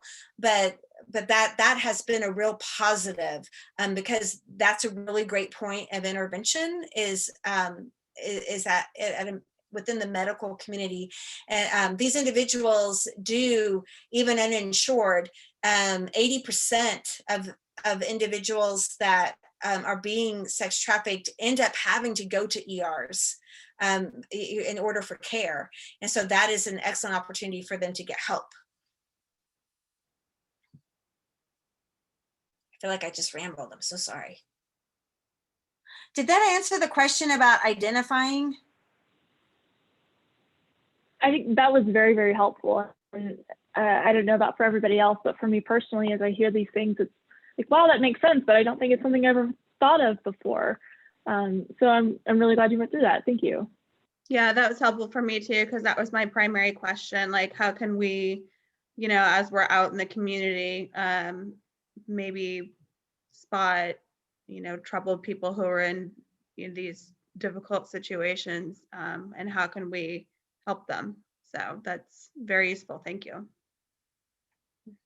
Yeah, I would agree. I also, the point about the nail salons or the massage parlors, it's weird to think about. I guess I never thought about that still being a thing today, that was like a primary source of how they're trafficking, because you hear about that in movies, and it's just to think about it actually happening in Kansas City or in your community. I don't know, if I would have thought to be kind of like aware or like checking for signs and just like everyday businesses. So I'm glad that you brought that point up. It's actually one of our big challenges. That was another question you guys had listed here. One of the big challenges in identifying, one of the ways that law enforcement are seeking to go after this crime is they're going after racketeering in those businesses. And who gets arrested is the people who are operating the business. Well, who do they have operate the business? It's not the investors, right? It's the women. And so the same system that you hear of, like in brothels, where you've got the madam or the bottom, whichever they want to call them, you've got this woman in charge running things, who's been trained, right, by these traffickers. Something that's happening here in Kansas City. So now, remember what I said in the beginning, laws about this are all over the place around the world. So in Asian countries, a massage with a happy ending is completely legal and completely expected, completely accepted and expected, and is considered therapeutic. But here, that is a sex act, and she should be able to, yes, give a massage, a therapeutic massage, but it should not have to include that sexual gratification, should not be part of that. And then most of those consumers, they're repeat because they want to break you down, and eventually they want more. They want different. They have more of their fantasy that they're trying to fulfill. This is why it's dangerous to our society in a public health crisis, is because actually what they're paying for is a fantasy. It's something not real and something not healthy. So as all of this is happening, so who you hear about these wonderful sting operations. Sorry, you guys are going to get my attitude. I'm going to hold back. So you get these sting operations where they say, hey, we're cracking down on trafficking. We've made 26 arrests. If you look at those, 20 of those were the victim who were arrested. And that is one of our biggest challenges, and is trying to help them to see. Now, if you really tease this all the way down, you would see that this woman responded to a job opportunity in America. Her family is in a social class of such, because they have very much have a caste system, and you don't have any opportunity, no amount, you won't even get to be educated in that country, like you, because of the caste of your family that you're stuck in. And now you've got this job opportunity that you can take these skills that you've learned as a geisha or whatever, you can take these skills and now you can take them to America and you can make all this money. so you've responded to a job opportunity. They told you it was going to cost X amount this far, and they were going to help you because they really believe in you. So they're going to help you, but now you have now taken your entire family savings to get here, and now you owe them $6,000. So now you're here, they're putting you to work, and now you got to make this customer happy. They don't know anything about the laws here. They don't understand anything about the protections here in this country. They're not allowed to learn English. They are very much controlled. They're transported everywhere that they go.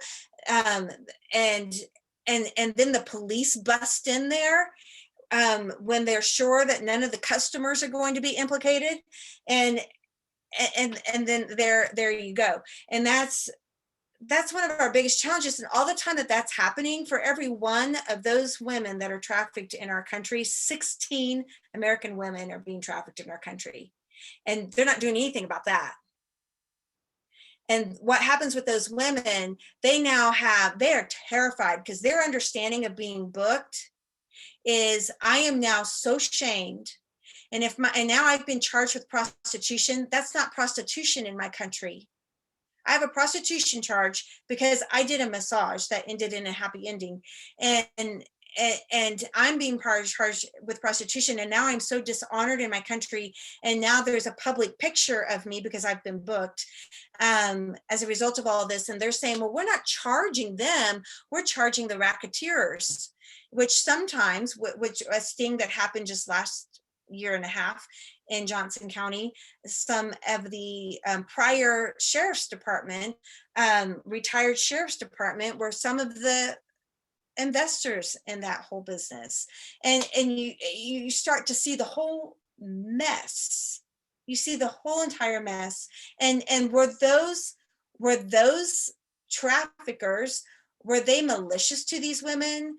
Did they beat them into submission? Did they break them to the point that they had no will of their own? No, they just offered them a job opportunity that these women bid on. So it's really and then they consider our American citizens that have been broken and turned out into this life. They consider them a nuisance to society.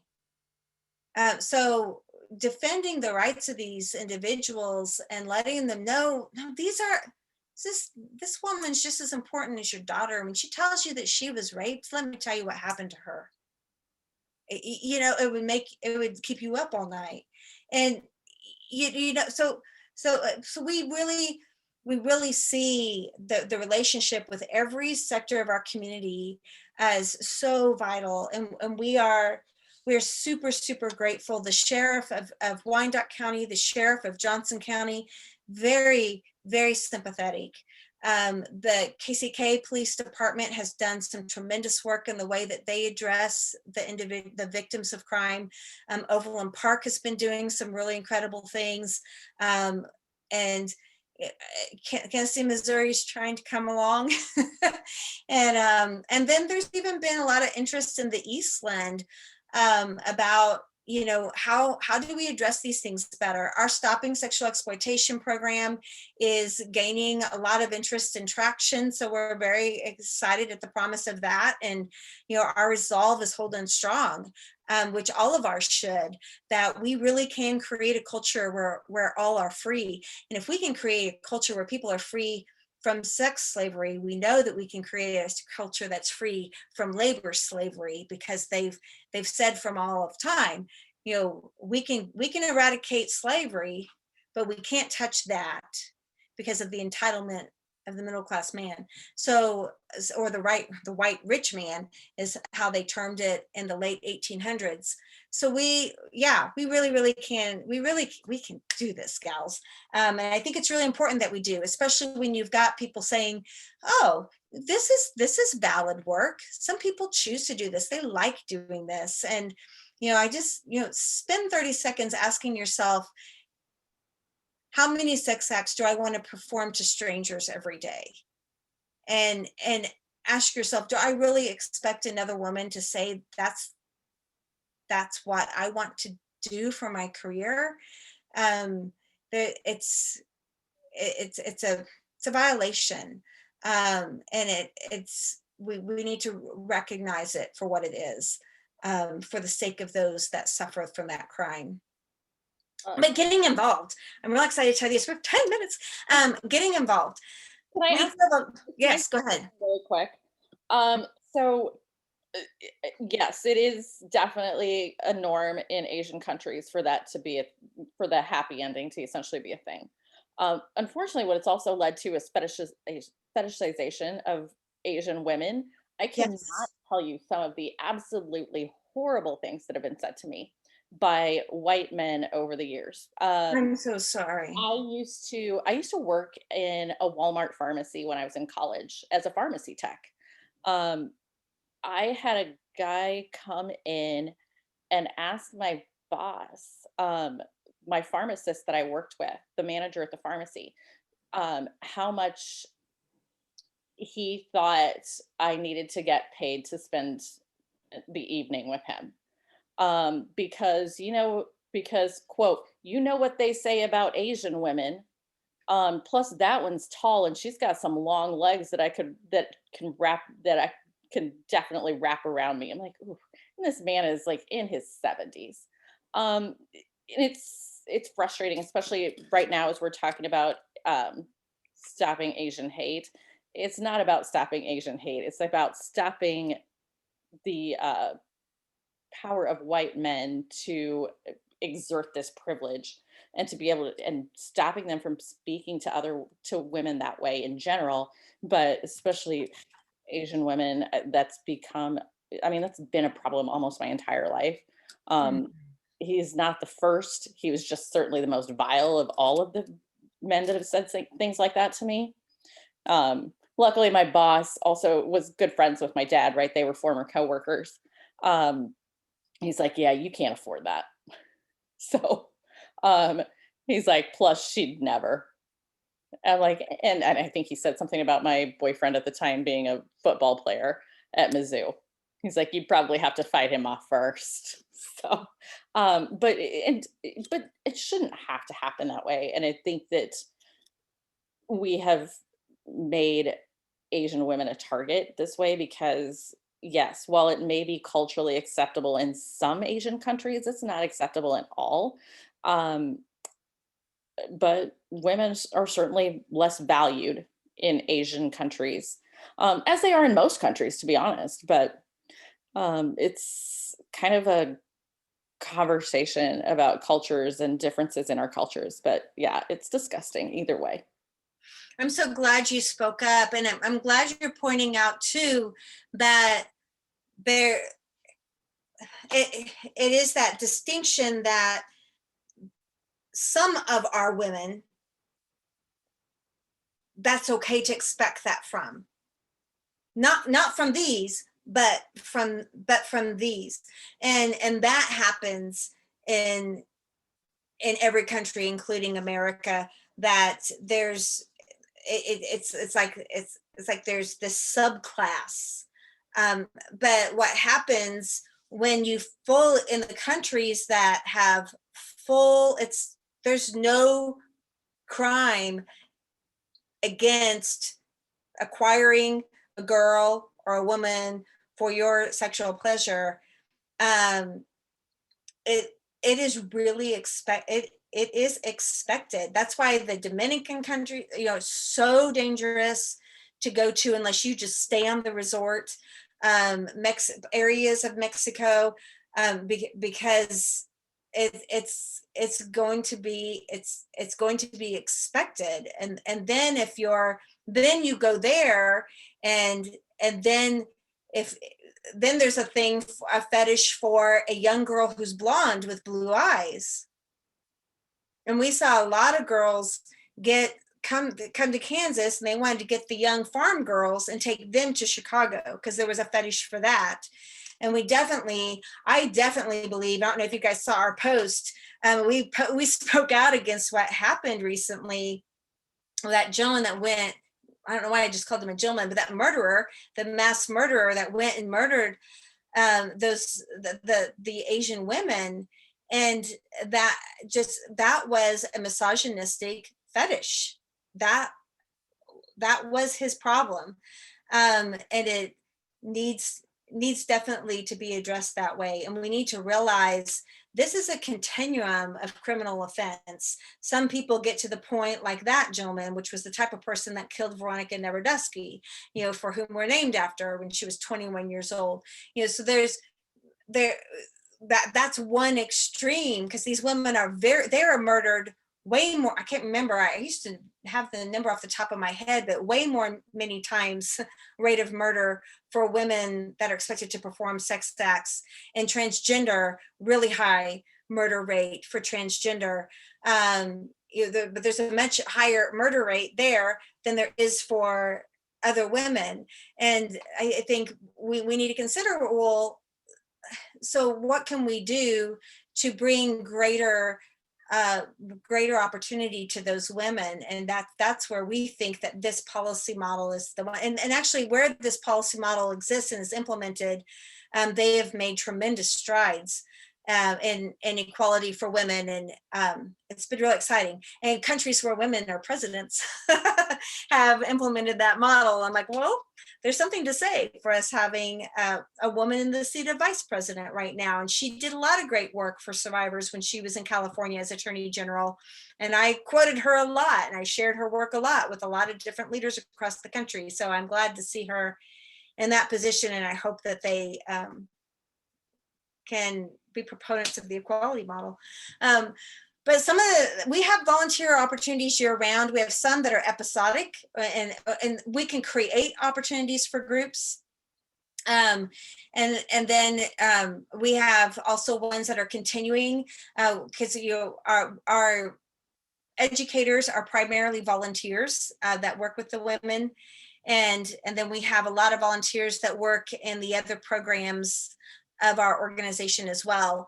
But on May 10th, we're going to be at UMKC doing updating our community needs assessment. And what that will involve is 8 hours. That will start with an hour training. So 7 hours of calling organizations and getting updated information from them. So that's what that is. Kind of imagine a big phone bank, but using your own cell phone. But it's safe because you're calling organizations, and you can block your number if you don't want them to see it. But we'll be giving all the organizations a heads up. They've participated in the assessment before, and we'll give them a heads up that we're going to be calling them that day. But we are going to need, the more people we have, the better job we're going to be able to do with that day. And then September 30th through October 2nd is our 4th annual Search KC. We're going to do a hybrid of on foot and virtual. And this is our point in time search for missing persons. And you go to area businesses and show them a booklet of information about youth and young adults who are missing in our community, and just ask them if they recognize anybody. And from all the information that is brought back is shared with local law enforcement. And we also have our teams that do outreach year round and assist people with exit. We all come together for those 3 days and join efforts. So we have teams on the ground that can assist law enforcement with any individuals that we actually find. And we have beds available, transportation available, and that type of thing, should anybody be found.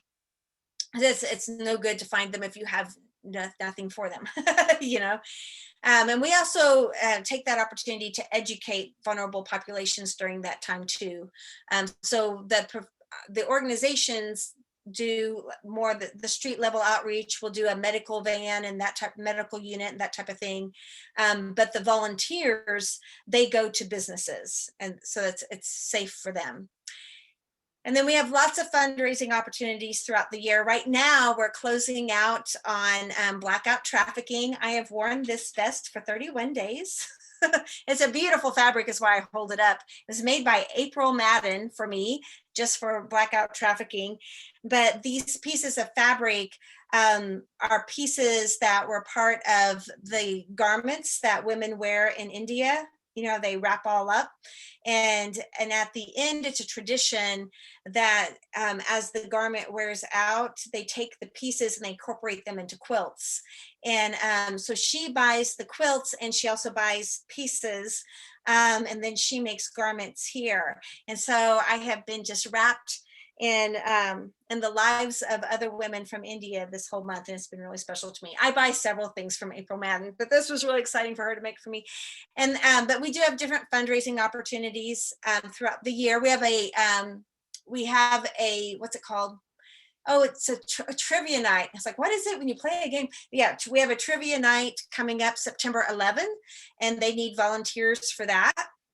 And it's going to be in Independence at the Farmhouse, I want to say is the name. It's like down where they have like their farmers market, but it's like an indoor place. So that's coming up. And then you can shop with us. Please take a look at the different items that we have in our online store at veronicasvoice.org, and buy some things. There's a book there too, written by Linda Smith, who founded Shared Hope, and she had our founder, Christy, write a chapter in the book. And the chapter is not about her story. This was something Christy was like, you don't want me to write, because I would write about my perspective on the human trafficking movement. I wouldn't write about my story. And Linda said, exactly why I'm asking you. So Christy wrote her perspective on the human trafficking movement in America and how it has helped and how it has harmed. And then this providing a scholarship. Our gals, we have different kinds of scholarships within our program. You can scholarship their match savings. You can, we do have gals that need scholarship to be able to get their GED and to get tutoring and that type of thing to prepare them. But sometimes we have gals who want to go to school, go to college, and we help. Some scholarships fund goes to that. We also need desperately a healthcare scholarship fund that we've reached out whenever somebody had like a need for a surgery. We had a gal that she had broken her ankle and was denied the opportunity to go to the hospital. And so as it healed, it was deformed. The bone was kind of on top and her ankle was kind of on the bottom. And so she walked, boy, that girl walked. She walked on it broken. And so we started a scholarship fund to get her surgery,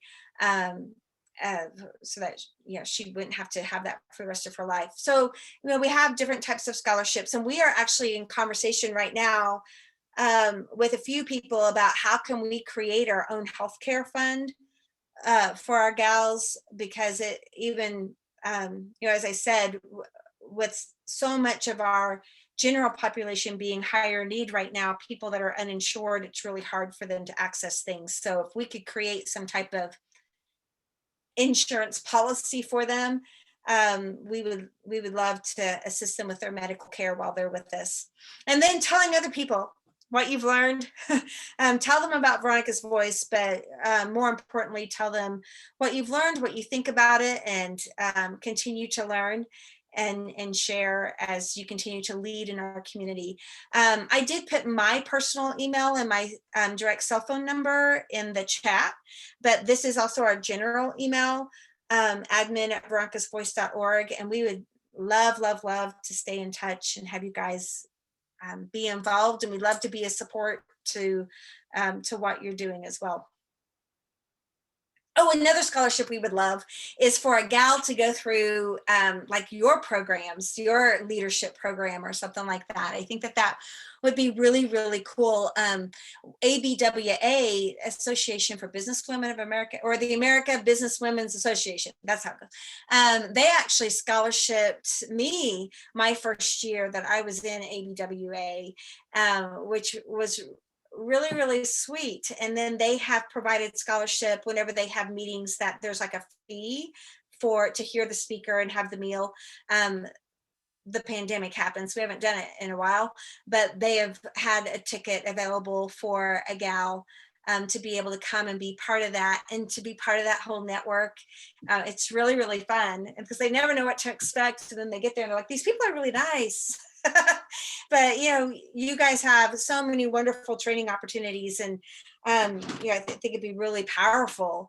I think you all would learn as much as they would to provide that opportunity to a gal that wouldn't be able to afford it herself. Yeah. Absolutely. Well, Lucy, thank you so much. I appreciate you giving us so much time and sharing your story, sharing the stories that you work with, and ways that we can help support. I'm really excited. This has been very, very helpful for me to learn about this, and I'm sure that we've all learned a lot from it.